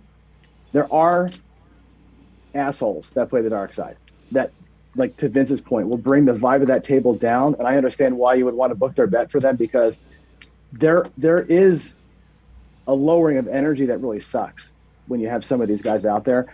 If you're not that guy and those guys aren't with you, then just coexist at the table. There's no reason not to, I don't think. And I've learned that over the years, for sure. I've definitely used to be much more, that's what I'm looking for, much more split in my personality back when I was younger. Now that I'm older, I really have a lot more I don't care about me. A lot more of that than I used to. I used to just be like here, and now I'm not. So that's how I feel about it. All right. I hope that made sense. It did. Actually, it's kind of like you worded it much more elegantly than I did. And I'm going to go over to Mike over at On Point. Mike. So a couple things. First, I've never been to a table where I was the only person betting on the don't pass line. I'm sure they're out there. I'm always the only guy. I'm always the only one. I've never been. There's always at least one other person. Multiple times I've seen multiple don't pass players. With that being said, a couple times, I've never had the mean person, giving me the stink eye or whatever. I have had one person. Again, I play craps for the community. I love the game. I like the banter that you have with the people around you. That's all part of it for me. So, I got to know the guy next to me, and I put on the don't pass, and he's kind of looked at me. He's like, why are you playing the don't pass? And I was like, listen, if it was just you and me playing at the table, there's 3 players. There's you, me, and the casino. I said, if I bet 25 on the don't pass and you bet 25 on the pass, one of us is winning and the casino's not getting anything. So that's and he just kind of looked at me, and you just kind of see the gears turning in his head. But he's like, okay, and that was it. So I guess I'm fortunate. I've never seen like anybody like really be angry that I was playing the don't pass. Like I said, because there's always been someone else playing don't pass as well. But yeah, I think just the maturity of being able to play the don't pass also comes with the maturity of just being able to explain it. If someone's getting irritated, just be like, let me talk you through why I'm doing it. And most people are fine with it. I mean, you can be able to don't and have a great time. Oh, sorry. You can have a great time, right? I mean, I like I said, I used to, and Chris will back me up here. I grew up in Philly. I freaking hate people. And people suck, right? And I mean, I grew up my whole life. You guys threw snowballs at Santa. He was drunk, skinny, and in a green freaking suit, and I know that story, dude. It was the work. They pulled that Santa out of the stands because the actual guy got sick, right? You know the story. Come on now. But I used to hate people. Now I love people. Like I've taken this turn in my life where I'm like, let me talk to more people. Let me just go to the game and like have a great time, and I'll $500 can last me 3 hours, and I'm good. I'll hedge all night long and just have my fun, and I'm there to have an enjoyable time. I'm not trying to break the bank anymore. I'm not trying to live on this. I just want to have a good old time. And I've made great friends because I'm open and talking about it, even though I'm just dinking around the don't and doing my horseman, which is fine, right? Yeah. So that's, to me, that's the joy of the game. So. Yep. 1 second, I'm going to get to Kevin and Vince, but I want to get to Kevin and Vince, but I want to put up here what East Coast just put up here. I'll read it for Dylan. He says, he's addressing me, he said that Dylan is right. In our area, don't play in the hybrid play is starting to get recognized. People are actually wanting to learn it. And from my channel, I know that I'm called a light-sided hedger from a certain person, and I like that because I love him. I really do, and he knows who I'm talking about. But it is. I mean, that's what he calls me, and you know who I'm talking about, John. And so I go up to the table now, and I'm waiting to buy in, and all of a sudden I see somebody on the don't, and there's a point of 10. They got 100 in odds, and they got 110 inside. I'm like going, hey, how much hybrid can you get in that way? So it's just not me; it's other people too. So let me go. I think Vince had his hand up first, Kevin. Oh, they do, and they don't. And that's why they have crapless craps.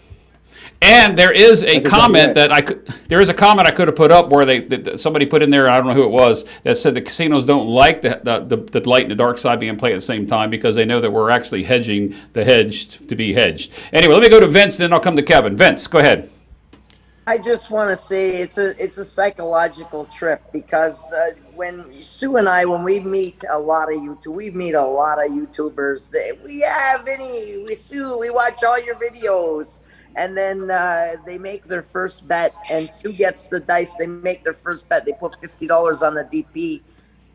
It's a psychological trip. It's like, you watch all our videos. We show you how you make money on the light side, and you're betting $50 on the DP. It's a psychological. I apologize, but you would be surprised what runs in my head. I want to choke them, honestly, but I gotta be. We got to be normal, right? Yeah, we're not rooting against you, Vince. That's the thing. We want you to win. We just want to win too. And like I said, if you could place the 7, you would. And that's exactly what we're doing. We're basically placing the 7. My biggest issue is when somebody is rude and comes up to you as you're shooting. This happened to me a while back in Atlantic City. I was shooting, and the guy just comes up and drops like 2,000 on a lay bet, and just right next to me as I'm shooting. And I was like, dude, you don't want to do that. It's like, I'm doing it. I was like, okay. I freaking sniped his butt and everything, and he just walks off. And I don't have a problem with playing the dark side. I play the dark side. I go both ways, and that just sounded so bad. But I'm just going to put it in the chat because we're all thinking it. Yeah. But it just depends on the person playing and stuff like that. Yep. And all right. I just don't be rude about it. Whether you're playing light side or dark side, it doesn't matter. Just don't be rude. I think the table. We're all there to have fun. Yeah, exactly. I think the table etiquette is changing, and we're part of that changing process. And like I said, it's an ongoing, evolving thing. So we're taking it to the next level. You know what I'd like to say something. This is Mike. Go ahead. What's interesting when you do stuff like John, even though we're going to have some really great arguments, because two people that think the same, you got one extra brain, right? So, but your experience, even coming from a different point of view, you experience the same thing as I do when I'm pounding the 7 on my hops. Okay. And it's amazing the myriad of ways you can piss people off that you couldn't even dream of when you play what they think is against them. You know what I mean? It's like right. we do not pay the same bills, folks. We are not here as team players. You know what I mean? Right. Well, it's not poker. I'm not winning your money.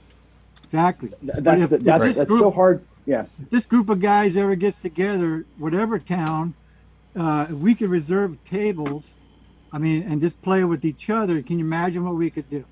If we're really, get a nice room, get our plan of attack ready, go down there on our table, privately, man, there'd be a lot of smart betting going on. You're going to get some hot rolls. I mean, that's the way to get this game. You got to have an edge. You got to build that bankroll. You know what I mean? So we've done that a few times, Mike. What's that? Yeah, you guys get to do it on the East Coast. You guys get to do it a lot. I've experienced that once when I went with the Hawaiians out there in Reno. I play alone, like most of us probably do. Right? I know, Jeff, you get to play on the East Coast with some of the folks we're talking to here. I don't get that experience ever. It's pretty cool. You're playing with a bunch of good shooters and friends. You will when you come out, John. What happens to me is I'll go up, I'll feel great, and I'll go to the table, and I can just almost put my hands on the table, and there's energy in there. And sometimes it's loser energy. It's like draining. It makes me nervous. It's like, I just want to get away from this table because everybody around it is so stressed. We're humans. They don't even have to say anything, and it's a cold table. You know what I mean? Let me ask you guys a question. This is actually an important, or maybe an interesting question, because Vince kind of brought this up, and you're bringing it up now too, about table energy. And I know that Garrison talks about table energy a lot. The dice don't know about energy. Yes, they do. They don't. I mean, you're saying they do, right? That's my question, though, right? Because the dice don't give a damn what's going on at the table. But do you feel like leaving it? Do you what I'm saying? When it gets to big bad, do you just walk away? Because there's times where I'm like, I should just walk away. This table is starting to piss me off. I should just get out of here, and I don't. And I tend to lose money in those cases. Take your money. And I know the dice don't know, but they. Well, the thing is, we're all co-creating this reality, though. We're all co-creating. When we are thinking the same, negative or positive, I think those games a chance when you got the whirl of a electron one way or another, which way that dice tips on edge. I think you can. You ever seen Tiger Woods make putts when everybody's expecting him to make a putt? Right. Snakes all over the green. You know what I mean? Defies gravity and goes in sideways. It just and when he got his big accident with his wife, he kind of lost that magic. He couldn't do that anymore. He literally, the magic was gone. Let's move on. I'm going to put up I'm going to come back to you, Kevin. I'm going to put up a comment. Yep. Well, just 1 second, Kevin. I'll put this up here just from Chris from the Craps couple, and then we're going to go right straight to Kevin. Chris says the goal in life is to play craps, and let me read the rest of it for dial-in, and choose the path that works for you. I really like that saying. That should be a T-shirt. Is Chris at the Craps couple? Is that right, John? Chris? Yeah, that's what I thought it was. Yep, that should be a T-shirt. Right. I could see that being a T-shirt. Okay, Kevin, go ahead. So 95% of the people that shoot craps from Hawaii, they're all past players. They're past line bettors, okay? So when you bet don't pass, you're in the 5%. You're in the minority. So when I bet don't pass, or I go on the dark side, I'm very respectful. I'm at the end of the table next to the dealer, off to the side. I'm gonna place my don't pass. But when I win, I go, yeah. No, I'm not going to do that. I'm just going to collect my chips very quietly, respectfully. When I stack my don't pass, I'm going to push it off to the side so it doesn't run into the person's chips.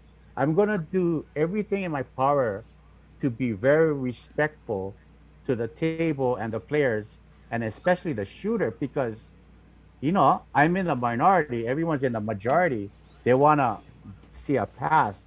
But if I'm in the minority, I'm going to do Hawaii crap shooter HP 120. I'm gonna lay the back wall for 180. I'm gonna do this, that. I'm in the minority, so I'm gonna be very respectful and be off to the side and not cause a wave. I'm gonna just, when they 7 out, just grab my chips very quietly and respectfully, and don't cause a negative rift with your fellow players on the table. Just, it's all about respect and aloha. You have to have aloha for everyone involved. That goes back to that table on etiquette. the table. Yeah, Kevin, I It love does. your energy. Yep. I gotta say, I Yep. love your energy, dude. Yep. I'm actually looking forward to playing in the fall when Brian in the group comes back and I can go out to Vegas. Okay, Vince, you have your hand up. Hey, yeah, in response to Kevin, hey, Kevin, just talk to Brian. He'll tell you all the tricks of the trade. Hey, I'm not playing the DP. I'm hedging. Just use that good positive Yeah, but I gotta tell you this now. Brian is the inventor of the HP 120, and he's rolling. What if I don't pass against Brian? Now, try to live that. I'm going against Brian, but I take Brian's money all the time. I snipe Brian Yeah, 4 but- or 5 it's times. I nothing- don't care. it's But nothing Kevin, personal it's- because we're all soldiers. We're Right. trying to take the casino right. money, not anybody else's money. So, But he Kevin, it is your understands, I understand. Kevin, it is your money, and you can bet the way that you want to bet. I think that's what makes part of this game. And I like what Arnell just put up here. He said table energy makes a difference, and I won't stay long if it's negative energy. Usually I ask how the table is when I first get there. If the sad, bad, or choppy words come out, I tell them that let's turn it around and try to be it. So, I think table energy does make a big difference. And if the table's quiet, there's typically more losers than there are winners. If you want to cut to the chase, I just look at the pit boss and I go thumbs up and thumbs down. And if he tells me, Kevin, thumbs up, then I'm going to hop on that table. If he goes like that, I'm going to be a don't pass player on that table and I'll make a lot of money, because if the table is cold and everyone's 7ing out all the way around, I'll be a fool not to go don't pass. I'm going to go don't pass. But when the table heats up, yeah, I'm going to go light side all the way, man. You got my money on the pass, right? And I'm going 6 and 8, press it up. So you have to be like a chameleon. You have to see what's happening and adapt to the situation, Just change it up and see what's happening. Like John said, if you see 2 numbers roll, like 2 9s, hey, there's a good chance there's going to be 3, 4, 5, 6 more 9s. So I saw it 2 times. Just hop on that train and bet 9, place the 9. So you have to see what's going on and just act accordingly. But when you go don't pass, be very respectful. Nope, I agree Jeff, with that. Go ahead. Jeff, Go ahead. There are indicators. There are many different types of indicators. Let me say it that way. That you can look in the box for the where the boxman's sitting, and where the dealers are, and you can look at their chip trays and how deep the well has run, and if the tray is empty, then you know that it's been a hot table.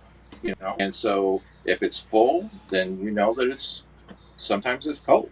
So there are different keys, things that you can look at to see how the table is flowing when you step up. Nope. No, I do agree with you. Hey, guys, look, I just checked over, and I know John's probably watching the numbers too, and we're still high on the numbers with who's watching, and I would hate to turn this off right now. We just rolled past the 3-hour mark, so Dylan, we have a record now. We just rolled over a 3-hour mark, and Kevin's gone out to show us the beautiful sunset Hawaii as he does from Hawaii. And guys, we can keep going if you would like to. But 3 hours is a very long time to keep everybody in here in the I guess in the gallery and in the chat. I'm looking for some questions. I've gone through a couple questions from people that have left, so I don't know that I want to go over those questions. Maybe save them for another time. And I'm just going to put this one out here on the side of what we were talking about with the haters, and then I'm going to move on from this subject. I'm going to put this out here. I'm going to read it for Dylan. It just says, this is from Albright Rock. It says, I hate when the dark side players move their chips to what they think is my landing zone to try to force a 7 out. Well, I can tell you that if that happens at my table, especially one of my locals, there are several people that will actually go over to that person and say something to them. And then there are a few things that take place that typically they make the understanding that, we're there for both sides. We want everybody to win. I think Whalen put it in there a few messages back that he doesn't care what side you're playing on. We're all there to win. So, with that said, I just want to put that out there for you. So, you guys, we're pushing 3 hours. What's the consensus of what you're doing here? Yes, he did, Ted. So, what's the consensus of how you want to go here, guys? You want to keep going or what? Let me put this beautiful picture up from Kevin. Oops, I thought I was going to put it up there. There we go. All right. There we go. Yep. Midnight, it's time to cut it. Yeah. I think I gotta go. I gotta get up in a few hours. Ted, you never sleep. You never ever sleep. What do you talk about a few hours? Hey guys, I'm going to tell this story real quick on Ted, and Vince, I'll get to you in just 1 second. I'm going to tell this story. We were playing a couple weeks ago, and we got done around midnight or something or other, and Ted reaches over and says, "Hey guys, I'm coming down to the table about 4 o'clock. I'm going to be playing down the street if you all want to go." And I said, it's 12 o'clock. You got to go to work yet, and you're going to play craps. So Ted is an all-out craps enthusiast, and Ted, you go, man. I look forward to seeing you again coming up in May at the Mid Atlantic Craps Come Play with Us promotion. All right, I will be. Vince, I will have to say, John, I love your shirt again. I love your shirt. Thank you. I'm praying for a good year here. Yeah. Yeah. Let me go over to. Go ahead, Ted. I was just going to say I'm originally from Washington State, so I love my Hawks. That's awesome. Right. Yeah, I'm Philly. I'm Eagles and Hawks, man. I've been here I actually been in Seattle longer than I was in Philly. I was in Philly till I was 23, 24, and I moved out here now I'm 53. So I passed the equal line a couple years back, but yeah. All right. Hawks have been fun to watch. What I'm going to do is I'm going to let. Good night. Yeah, I'm going to let Vince have a word, and then I'm going to end on a high note, or maybe a little sarcastic note. So hopefully that Chris from Dice Degens is still there, and I'm going to go back to a comment that was made earlier, and we'll end on that high note. Call this 3-hour session of Craps Chat. So Vince, you had a comment. Yes, from carrying on from yours, just a little bit of etiquette, guys. You never need to address other players directly. The box man is there for you. If you are shooting the dice and the stick man is in your way, he's agitating you, do not direct your questions or remarks to the stick man. Your box guy, the box guy is on your side. If you got somebody with chips in your landing zone, just simply say, "Hey, box man, can you tell the gentleman there to move his chips over? Or can you tell the stick man to stop bouncing his stick on the table while I got the dice?" It's etiquette, but the box guy is the guy you should talk to. Try not to address the players directly because it could start conflict. You're right, Vince. Today, there's a good example of that today. I stay at stick left 1, and the stick person was a small little girl, and I had a gentleman about stick right 2 who would sit with his hands over the table. And when I throw, I'm right on the between the pass and the don't pass line. And when I'm throwing the dice, and yes, I'm setting them, I'm trying to do what I'm doing, his hands were in the way, and I throw low and I don't throw high, and so I said to the stick person, "Can you ask him to move his hands back?" And she didn't. So I looked at the guy who we sometimes have problems with, that box person, and he actually said, "Get your hand out of the well." So he did take care of me, and I thought that was the right thing to do. All right, guys, I don't want to keep saying that we're past this, but hey, Dice, Chris, there was a comment made earlier, and I don't know if you guys were going back and forth in the chat, so I'm going to leave this on kind of like a funny note here, and then we'll say our goodbyes. But it looks like John put this up earlier. He wanted to know, is it whiz or is it American cheese on the cheesesteak at the that famous Philadelphia cheesesteak? And yes, guys, I'm leaving this on a sarcastic high note. For me, it's a provolone wit. But if I had to choose between whiz and American, I'm gonna go American. I'm not a Cheese Whiz fan. But if they don't have a provolone wit, I will probably leave and go somewhere that has a provolone wit. And the fact that you say wit means you know what you're talking about. 100%. That's correct. 100%. That is correct. See, and I'm big without, man. I'm just like meat and cheese, no veggies. Even a fried onion's a vegetable to me. So that's all. Meat, provolone, fried onions. That's all I want. Nothing else. All right. Let me go over to my. Let me go over to my sidekick, Dylan. Dylan, you have any final words before we get out of here and call this marathon session so far today?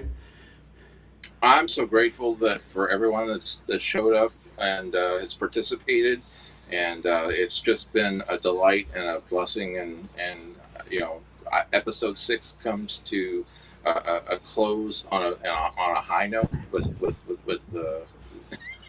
what kind of cheese we like. We had to make it funny. What more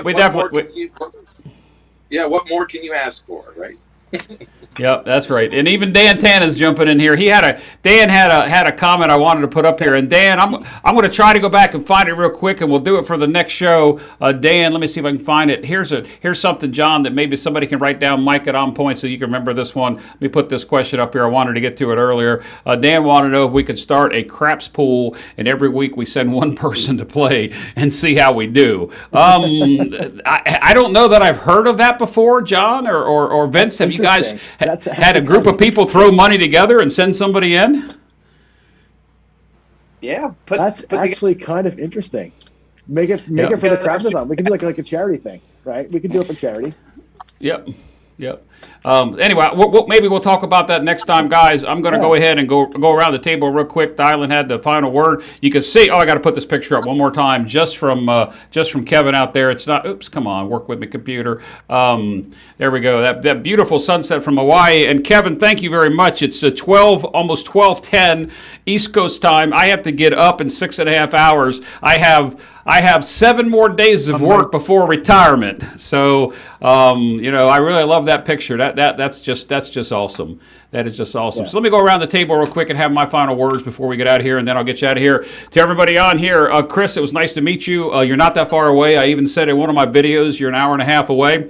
We've got 3 players down here that would travel up there to play with you, including Ted. That makes 4. We can come down there and meet with the group. Hopefully when John comes in April, we'll be able to meet there. I know, Mike, I know you're weekend that you're coming in to Atlantic City with your wife. So to each and every one of you that are out there on behalf, is there anybody that has any closing words other than Kevin? And yes, Kevin, we're all jealous. This is my backyard. Yeah. All right. Anybody else? All right, guys, from the panel, I'm just going to reach over here real quick and take a look and see how many's on the streaming. We still have 42 people watching the close of this show. And I know, John, we're not supposed to say goodbye when we're going to say goodbye. But, guys, from the bottom of my heart and on behalf of my good friend Dylan from Skill and Luck, who's making the rounds on everybody's YouTube channel, for Kevin out in Hawaii, John from Pro Craps at a Casino Gaming YouTube channel, TV channel, Mike from On Point, Vince Armeni, I'm looking forward to seeing you tomorrow night on Same Bet. I appreciate that. Chris from Dice Gen, and even Mike from Blacklight. That's your name on the screen there, Mike. I appreciate everybody coming on. 2 weeks from now, Dylan and I will be back. 2 weeks, guys. So we'll see you then. Till next time, as I always say, please be safe and play smart.